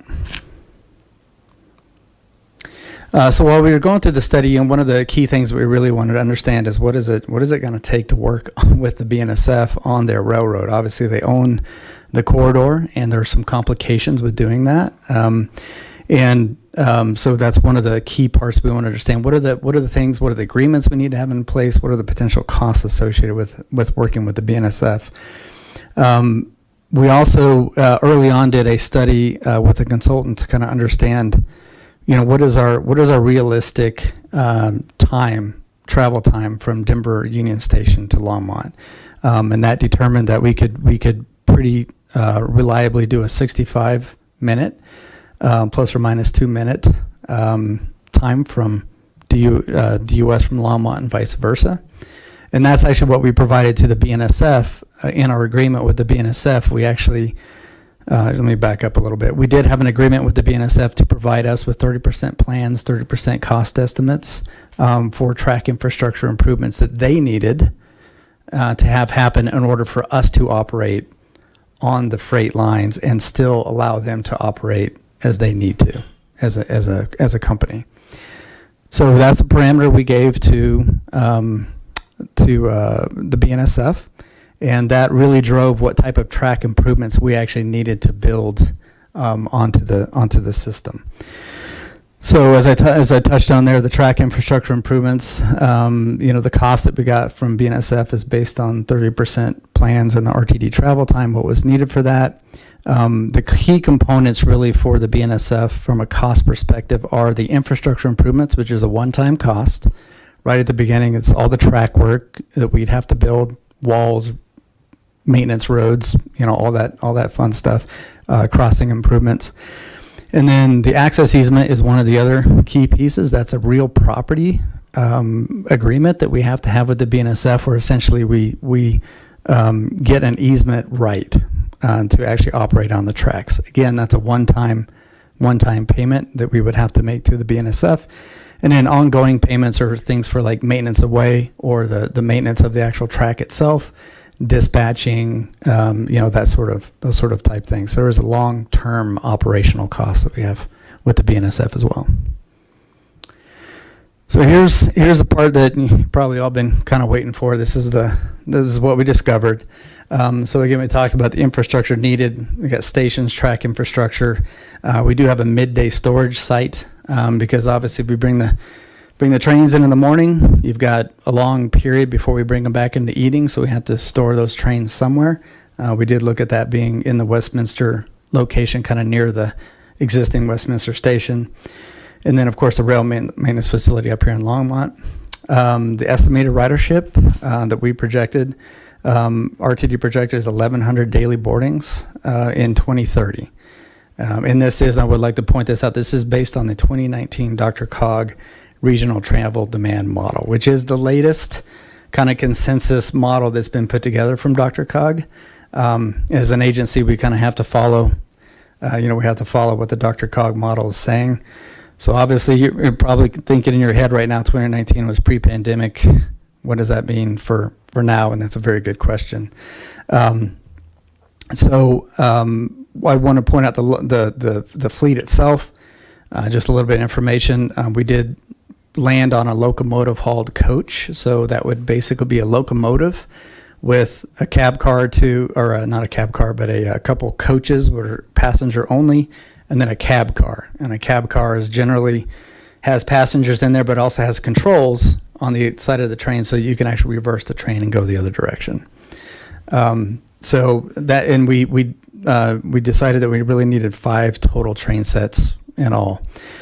Real quick breakdown here. We've got basically the rail vehicles themselves about 140 million plus or minus. The bulk of the I'm trying to read here. Sorry, I'm gonna put my glasses on because I'm blind. Sorry about that. I'm trying to remember the breakdown completely here so I don't lie to you. The 320 is really kind of your physical improvements, your ag-grade crossings, the BNSF costs, etc. 90 million plus or minus for the rail maintenance facility, and then kind of your incidentals and your project design, roughly 15%, kind of making up the remainder there. So a total estimate for the capital cost was $650 million for the peak service, and an estimated annual operating cost of $12 to $16 million per year. And that's in 2024 dollars for all those numbers. So the interesting part, I think that's kind of exciting what's going on right now, and it became pretty evident, I think, early on in the peak service study when we're working with CDOT and the Front Range Passenger Rail, is that there's another entity wanting to run on the same corridor. And we see, I'm sorry, I switched slides for you. So we see there's a lot of potential benefits, to having that potential service running in the same direction, the same location. There could be efficiencies in operations, efficiencies in fleet, efficiencies in maintenance facilities, crews, all sorts of things that are potentially there. I would like to point out a little bit that Front Range Passenger Rail and the peak service commuter rail, so one's intercity, one's commuter rail, they serve different things typically when you look at them. Commuter rail is really designed to connect people from kind of outside outside areas into a metropolitan core, typically. They tend to run a little bit more frequently. They tend to be closer spaced. Whereas intercity rail is really designed to connect between cities within a state. And as a result, they tend to be a little bit, because of the longer distances and be competitive, they tend to be a little bit longer station spacing in between. I think they do typically can achieve higher speeds on intercity rail. But they also run a little less frequent sometimes as well. So would like to note that CDOT right now is working on their service development plan, which I believe is supposed to be completed in kind of at the end of the year this year, is my understanding, unless you've heard different, Bill. And that is really kind of defining what the inner city rail wants to be for their full build out. What I would say is that, obviously we were working on those two studies concurrently. Neither one of them was really designed specifically to look at a joint operation between the two. We were looking at a little bit more from an RTD perspective, commuter rail. They're looking at it a little bit more from an inner city rail. We're talking to each other and we're coordinating, but the purpose of those studies were distinct from each other. But now, as some of you are probably familiar with, there's Senate Bill 24-184, which passed last year, is really set up to kind of support a potential joint service, and between a lot of different state agencies. There's the CTIO, which is the Colorado Transportation Investment Office, CDOT, Front Range Passenger Rail, RTD. Oh, there's a couple other that I'm forgetting right now, but it goes out, it's quite a bit. And so we all got together as a group, kind of looked at, essentially after we finished up our report, we had 3 different working groups as part of that effort that was being led by the state and CDOT, to have a governance committee, an operations committee, and a finance committee. And the goal of that was to produce a report that was due on March 1st. I don't know if anybody's had a chance to read that from the group or not, but that was kind of a plan of how this might actually work towards a joint service coming to fruition. So I put together kind of the framework about how that would be arranged. In general, it's looking at IGAs, intergovernmental agreements between all the different parties to kind of figure out how we can split costs, split operations, operate the lines, et cetera, in a joint manner. One thing I would say is that it's a bit of a blend between what commuter rail is and what peak service is. So it's peak service, we had 6 stations. They have what we're looking at for the joint services, 8 stations total, which includes Fort Collins, Longmont, Loveland, and I'm missing one. Fort Collins, Longmont, Loveland, Boulder, and then in between, maybe up to 3 of the RTD stations. So the issue being that if we put too many stations in, it kind of tips the scales to be more commuter rail instead of inner city rail. And one of the funding issues right now is most of the discretionary funds, as far as grants go in particular, are really available for inner city rail or freight. There's not a lot right now available for commuter rail. So that's one of the reasons why we want to try to keep that into the still defined as an inner city rail definition. But that really concludes that part. I'm sure you'll have plenty of questions on that one as well. And I will introduce Keith Hall, who's was also part of our Northwest Rail team, and together we should be able to answer any questions that you have, I hope. So everybody's asking when are we going to get this? Yeah. I don't know what to tell them. Yeah. Can you tell me what to tell them? Well, good question. I think it's a good question. And, and if it's RTD alone, I think the projection is roughly 25 years. If it's a joint service, the Senate Bill 184 is talking about having a joint service up by 2029. So another benefit, I think, an advantage of looking at a joint service potential. So the other thing that I get asked all the time, and I'm sure everybody else does too, when, and we've been paying into this, how much has Longmont, Boulder, Westminster, Lafayette, how much have they contributed to this project already? I don't know those numbers right off. I don't know that we really, Phil, I think you might have them for Longmont. I think you told me last time. I don't have a breakdown of all those specific numbers for that. Because you're looking for $650 million, right, for the project? If peak service were to try to move forward, yeah. Joint service, like I said, is a little bit different. It's the concept being using some of RTD's internal savings account, Fast Track's internal savings account, which is the FISA, which I think we have about $190 million in there. The state is also, as part of Senate Bill 230, there's a rental car fee, which will add money from a state perspective, and Senate Bill 230, which is an oil and gas, also has additional contributions in there. So, plus the CTIO has more bonding capacity than we do currently right now as well. So, it's really looking at a combination of funds to try to do that, rather than RTD trying to come up with that entire amount. I would suggest, if you'd like more information on that, there was a April 1st, not April Fool's Day, but it was, April 1st meeting at council where the governor's staff presented. First thing on the docket was that presentation about all those different costs that go into how they're pulling from RTD's different sets of dollars or different buckets of money. And of course, RTD would have to approve that.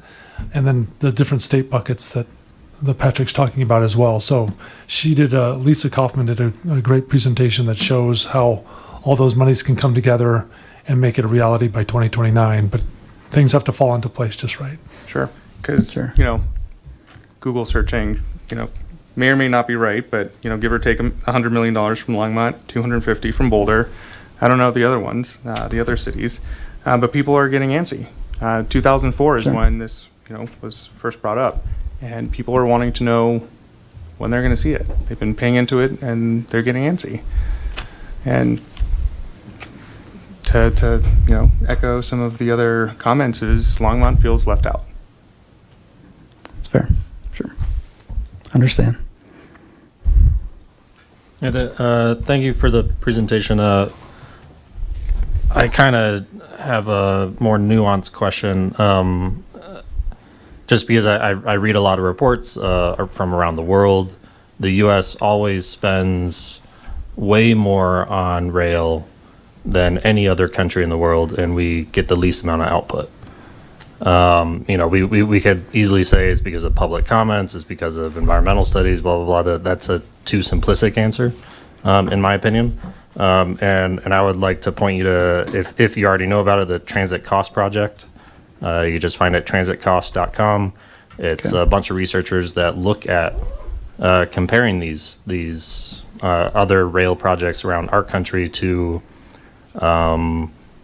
countries that actually do it well and much cheaper, from Spain to Sweden to Netherlands, etc. And what I found by reading a lot of that is because they standardized a lot of things. They standardized what a station looks like. They standardized the stairs, the rails, they use precast concrete because it's cheaper and not labor intensive.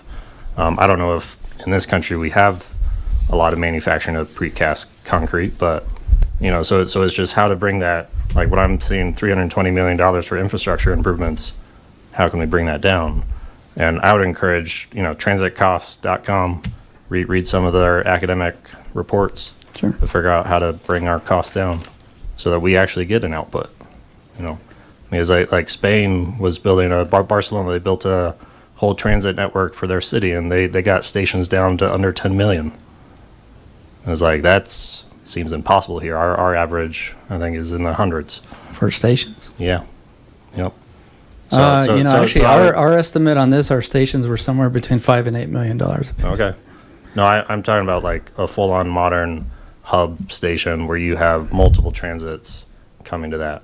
Okay. So, I just want a little bit more research on why this country always just builds expensive projects, and it takes us 20 years. Fair. Okay. What was that called again? Transitcost.com. Transitcost.com. Okay. It's all academic journal. All right. So if I'm understanding correctly, your train sets, you're going to have 5 cars. Is that right? 5 train sets total. So each one at a minimum would be a locomotive, a cab car, and a coach and a cab car. If it's possible, depending on the ridership and whatnot, we could have kind of maybe 2 coach cars and a cab car. But that's what the price was based on. Okay. I'm just wondering, because I don't know how many people you can put in a coach, but obviously there's a maximum you can put in a coach, and even with 2, is there as time goes on, the stations are obviously going to be a length of some kind that will only accommodate so many coaches, So is there kind of forward thinking, like, okay, in 10 years or however long it is, when ridership has got to a certain level, then we'll add an extra coach, and we'll already have done the infrastructure to accommodate that. So like that forward planning of like, this is going to be well utilized, but we kind of got to get to that point. Is that some what we've done on previous projects, like what we did on the commuter rail corridors, the ABG and N, is we have a criteria in there that the track geometry at least can accommodate a platform extension. So we may not put the platform extension in now. Sometimes that becomes an attractive nuisance sometimes if you're not actually utilizing a piece of infrastructure. People kind of mess with it sometimes. So, but that way at least you don't have to go back and do, change your fiber and your track and your, turnouts and, all that sort of stuff. It's really just it's a matter of doing the physical concrete part of it. In that, we did a little bit of that on some of the light rail corridors. I haven't done it quite yet on the commuter rail. It's a little bit more complicated on commuter rail because it's high level boarding, which is also, by the way, I should say what we recommend for this particular corridor as well, level boarding. So it's a little bit more complicated of a construction, but it's still easier than changing the track. Okay. And following on from Board Member Wickland's comments about that bigger studies, how much have you consulted with other municipalities, and not only within the US, but with other countries who have been doing these types of networks for decades and have obviously extensive experience? Like how much have you kind of consulted with those outside people? No, we didn't do a terrible amount of that. I think on this particular one, we do use the help me remember, it's the transit database. National Transit Database for a fair amount of our information, which all the transit agencies can report into, and that does give us a pretty fair idea. Our consultant works with transit agencies kind of all across the country. They're the ones that actually put the cost estimate together for us, so they have a pretty good feel for costs. And by the way, on the Europe, I can't speak to the conditions of what's in Europe compared to what we have here in the U.S. as far as labor pools and cost of materials and a lot of different things. And at least right now we can look at that and see. I don't know that we'll be able to change that environment necessarily here in the U.S., but where we are. But it would be interesting. I am kind of curious to read about that. It just seems like maybe talking to some of these people who've been doing it for a really long time and getting some of their experience and perspectives would be a good way forward to try and bring down some of these costs, and like having those conversations with, I'm sure there's people that have your position but in other countries that you could talk to, that you could have those types of conversations with and really try and figure out how do we make it happen sooner and for less cost, because 25 years is just basically, it might as well be 50 years. I mean, it's just a number that's going to keep getting pushed out. So that's 5 years, yes, that's much more reasonable, but 25, you might as well say we're not going to do it for most people because they've already been waiting 25 years. So another 25 years, they're never going to do it. So talking to people who have actually got to that finishing point. Well, one thing I would say just a little bit, like Eagle as an example was actually an international. We had a lot of international folks on there, a lot of Europe folks. In fact, Eagle was the AB and G line, the Penta Plus, the public-private partnership.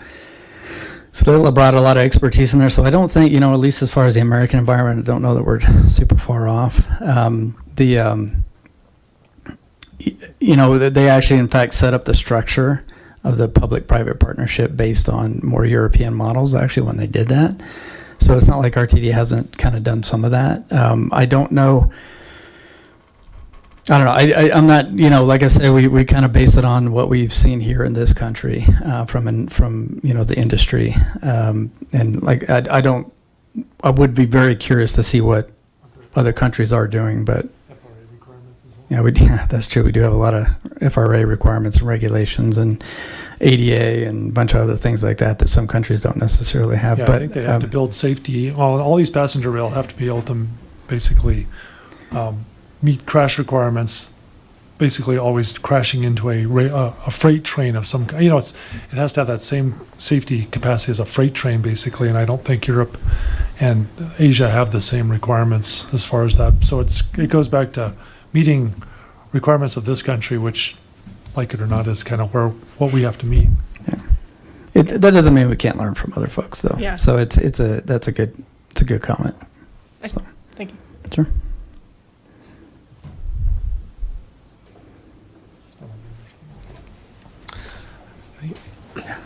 Sure. Well, thank you for the presentation. All right. So I was wondering, are there plans to restore the LX? And if so, when? No, that might be more. I'm going to have to kick it to one of the other folks here. I know this is the full comment question I do. part period. So. Yeah. We have proposed. We usually I don't need a microphone. We have proposed reinstating that in September.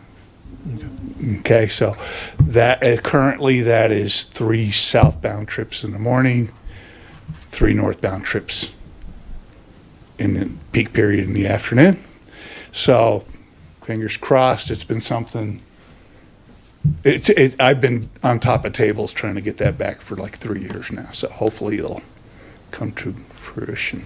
Awesome, thank you. And I'm also wondering with the reimagining project, there's still many bus stops around Longmont that still display some inactive routes. Is there a plan to update the signs so that we know, like the J is not currently active, or are you just holding on to that for? So normally what will happen is if we change a route, so in other words, with this BRT change that we're doing, the signs will be relabeled. So any stops that are currently, any stop signs that are not being used, let's say on that orange pattern over on the west side, those shouldn't reflect anything. We'll probably leave the sign in place, just remove any labeling or cover any labeling. What happens is if we completely remove a stop, if we want to reinstate that stop later, it has to be ADA compliant. So we don't like to pull stops out, because then it can get real expensive later on if we decide to change something back. So yeah.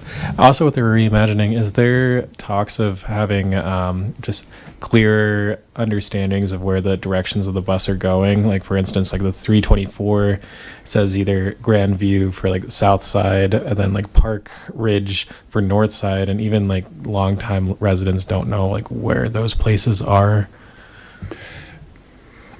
In some ways, it'll be easier because the destination on the south end, as far as the main destination, will be First and Main. Okay. North end will be Park Ridge in Maine. So some of the outlying ones might be a little more difficult to parse, but usually on our destination sign, we usually don't do directional. Just the end destination, where did that bus end up? So could we change something like that if it was necessary? But it usually when people know that they're going to Park Ridge in Maine, they know they're going northbound.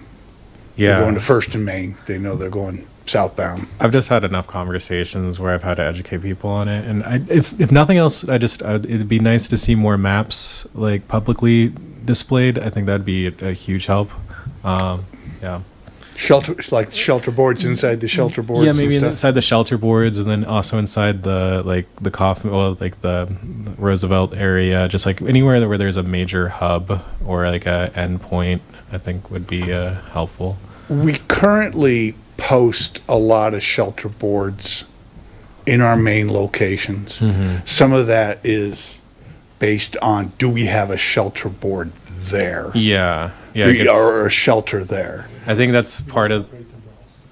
Yeah, Yeah. the eighth and broths it makes it that's what, part of the complications, and I think that adds to some of the confusion because since my eighth and broths, like the number of I've had to have just quite a few interactions with people that just seem really lost, and so And there again, putting in infrastructure for what we feel is a temporary situation. We hope to be utilizing Kaufman in September. And so we're kind of waiting to see construction, I was just over there today, and what our ability will be to get back over to Maine until Kaufman's all the way through. And so I was over there before the meeting just looking at, okay, what kind of maneuvers can a bus make? So, I mean, just looking, so even if we decide, oh, we're just going to store buses over on Bross for now, and they'll start at 8th and Kaufman, making that right-hand turn from Kaufman onto Longs Peak is going to be almost impossible for a bus to do. So a lot of the reconstruction hasn't been built so the buses can maneuver off of Kaufman very well. And that's by design. Make it safer for pedestrians, make it safer for bicyclists. So we're going to have to try to figure out what can we do between now and when that corridor is completed to start utilizing the infrastructure that's been paid for. Fair. And part of that is shelters with shelter boards and yeah, and hopefully it is really just like a temporary nuisance. So, I mean, yeah, I can't wait for us to go back to Kaufman. I'm also wondering, is there talks about Ride Longmont and Flex Ride merging as a partner? Or like how feasible is that? That's not something that I've heard of or No. familiar with. That would probably be a conversation to have with Aaron Vallejos and also with Corey Schmidt, who does the partnership program. So he was saying we could talk to two folks at RTD for a partnership program just to get it onto the, we do record it, so that's just why we're having people come to the mic, is it does end up on the video, but we can have those conversations. We're pushing people to use the Flex Ride whenever they want to do a subscription type service. Yeah. And so we're really trying to get people to understand that there's there's Via Mobility as well that provides great services for people with disabilities and older adults. So we're asking folks to use that service, the Flex, and Ride Longmont. So we're trying to get people to use all three of these services to get more of that on-demand service through Longmont. Awesome. And currently, like when you search the Longmont Ride Free Fare program on RTD's website, it still lists like outdated routes like JLX, and it also has the old price structure. Is there someone that can update the website?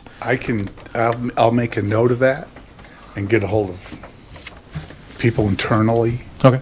To see, make sure that's been updated.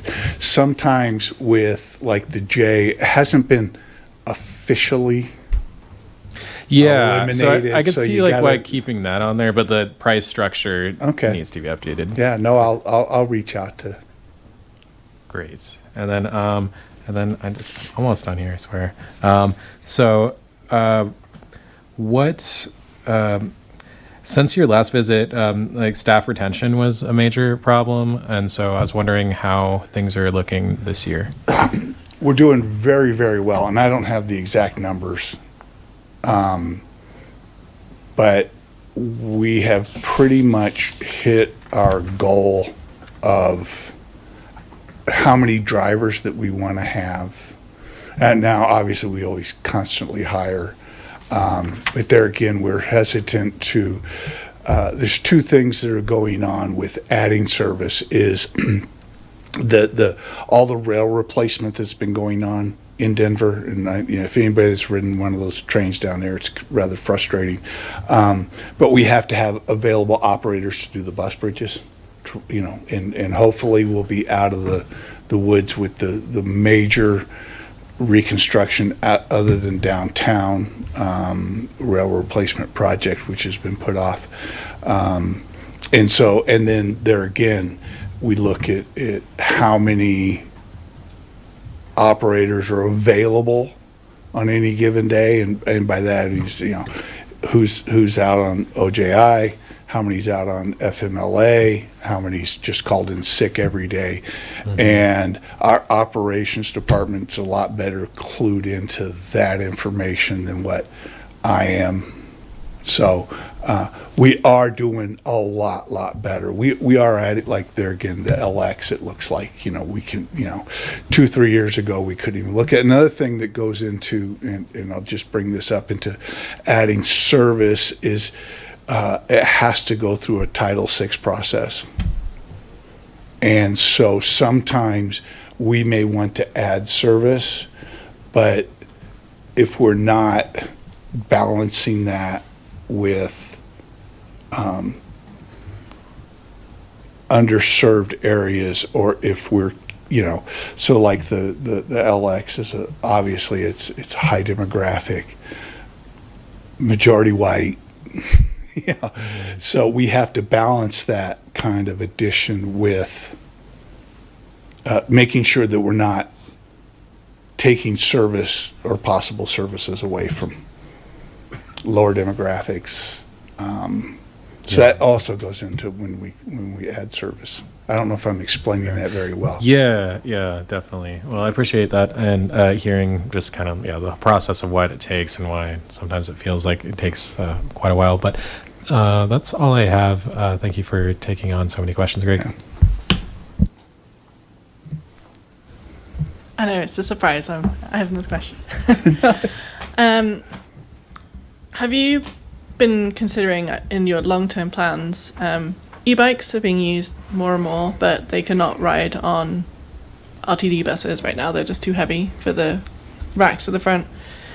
With more and more people using them every day and wanting to use them as that first and last mile kind of bridge, is there any thoughts about what RTD is going to do to kind of help those people increasing number of people who have e-bikes? That is a little bit out of my purview. It's something that can be brought up. And I'm not even sure who, would that just be like operations? Because they're the ones that, they would be the ones that would deal with, because there's really, so like an e-bike, you can hop on a train with an e-bike. And that's not an issue. So we used to have an issue with batteries. We did not like batteries on buses. It just was. But now that we have, lithium ion and stuff like that, buses, scooters are allowed on buses now, either stowed below. So if you're riding one of the coaches, the biggest problem that I've seen with e-bikes is the rack up front. It lifted the amount of weight that they have, and I don't know if we're building or what the options are for a stout enough bike rack. And Greg, I can give you a spec more. Okay. We do allow e-bikes, however, there's a weight limit. I want to say it's 40 pounds, and a lot of them are, in fact, heavier than that, but we do, and also on a limited basis, we do allow the e-bikes. The problem is, as Greg was alluding to, you're switching out all of our racks and finding us, a rack that would be suitable for allowing so much a bigger weight. It's just not something we've been able to prioritize for the time being. So. Okay, thank you.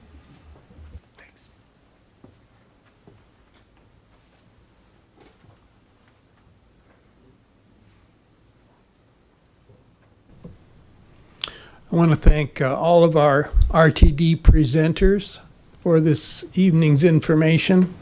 My question, I think, is best directed to you, Mr. Filkin. We saw earlier that ridership in Longmont has decreased pretty substantially for the most recent year for which you have data. My question is, has RTD ridership system-wide increased since RTD lowered its fares?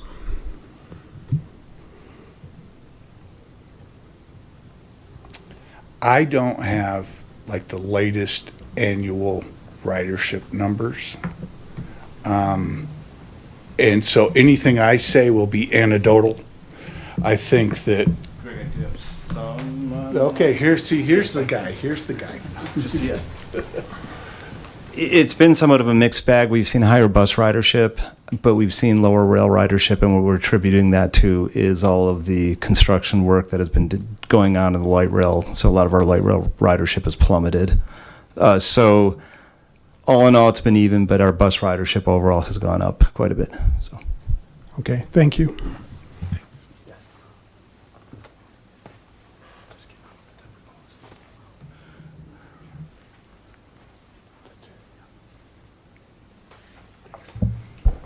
Thank you very much. Appreciate it.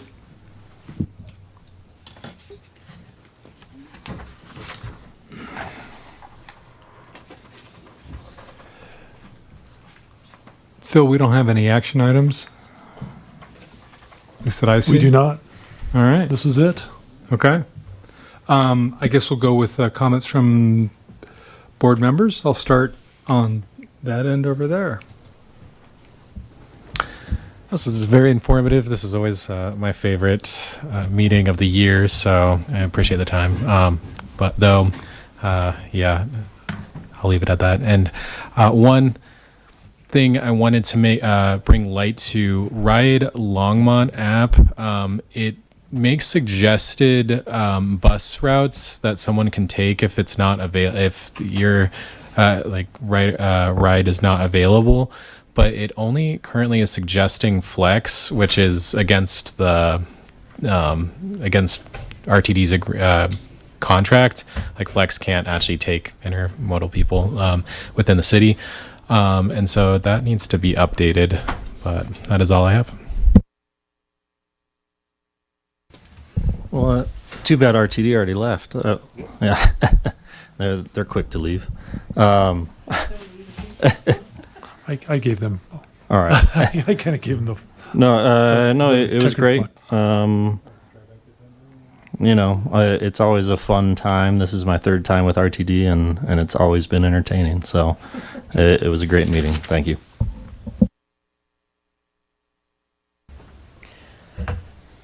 I don't have a ton of comments really. I feel like I've talked a lot today.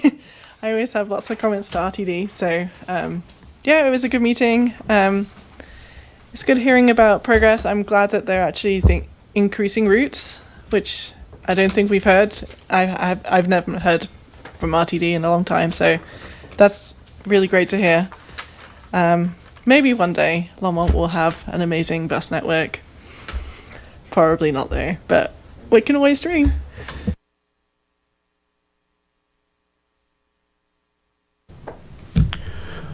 I also appreciated the RTD update. Phil, at one point, it looked like you were going to give us an updated total amount of what Longmont has contributed towards fast tracks. Did you come up with a number? I think last year you said it was 220 million. Oh, no. It was 91 million last year. So with No, I mean to date. That's fast tracks.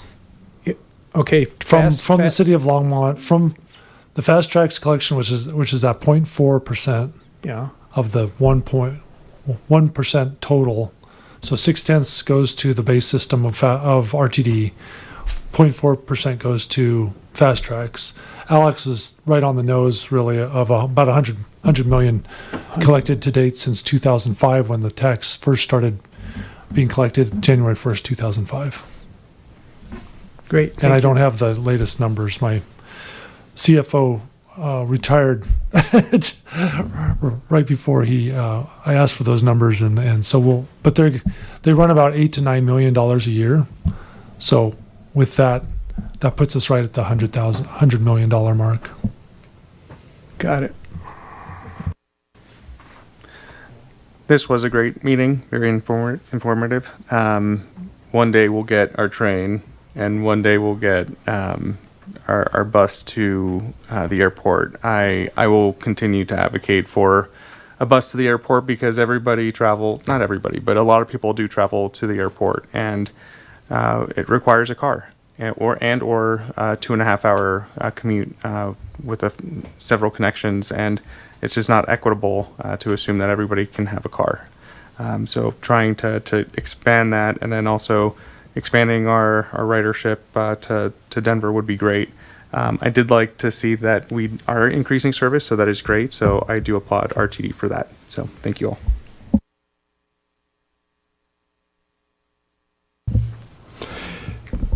I'll go and then, yeah. I think tonight was informative. I guess at the end of this, I think the board members that weren't able to make it from RTD probably would have been a more appropriate audience for some of the questions and comments that were made, because these are worker bees and they're just doing, I don't want to say what they're told, but they're doing the best they can. And so they're not going to be able to make many of the changes that we would like to see. I think that's probably from a much higher level. But all in all, I think it was a good meeting, great questions from everybody, and staying engaged. And I will hand it over to Councilmember Yarborough.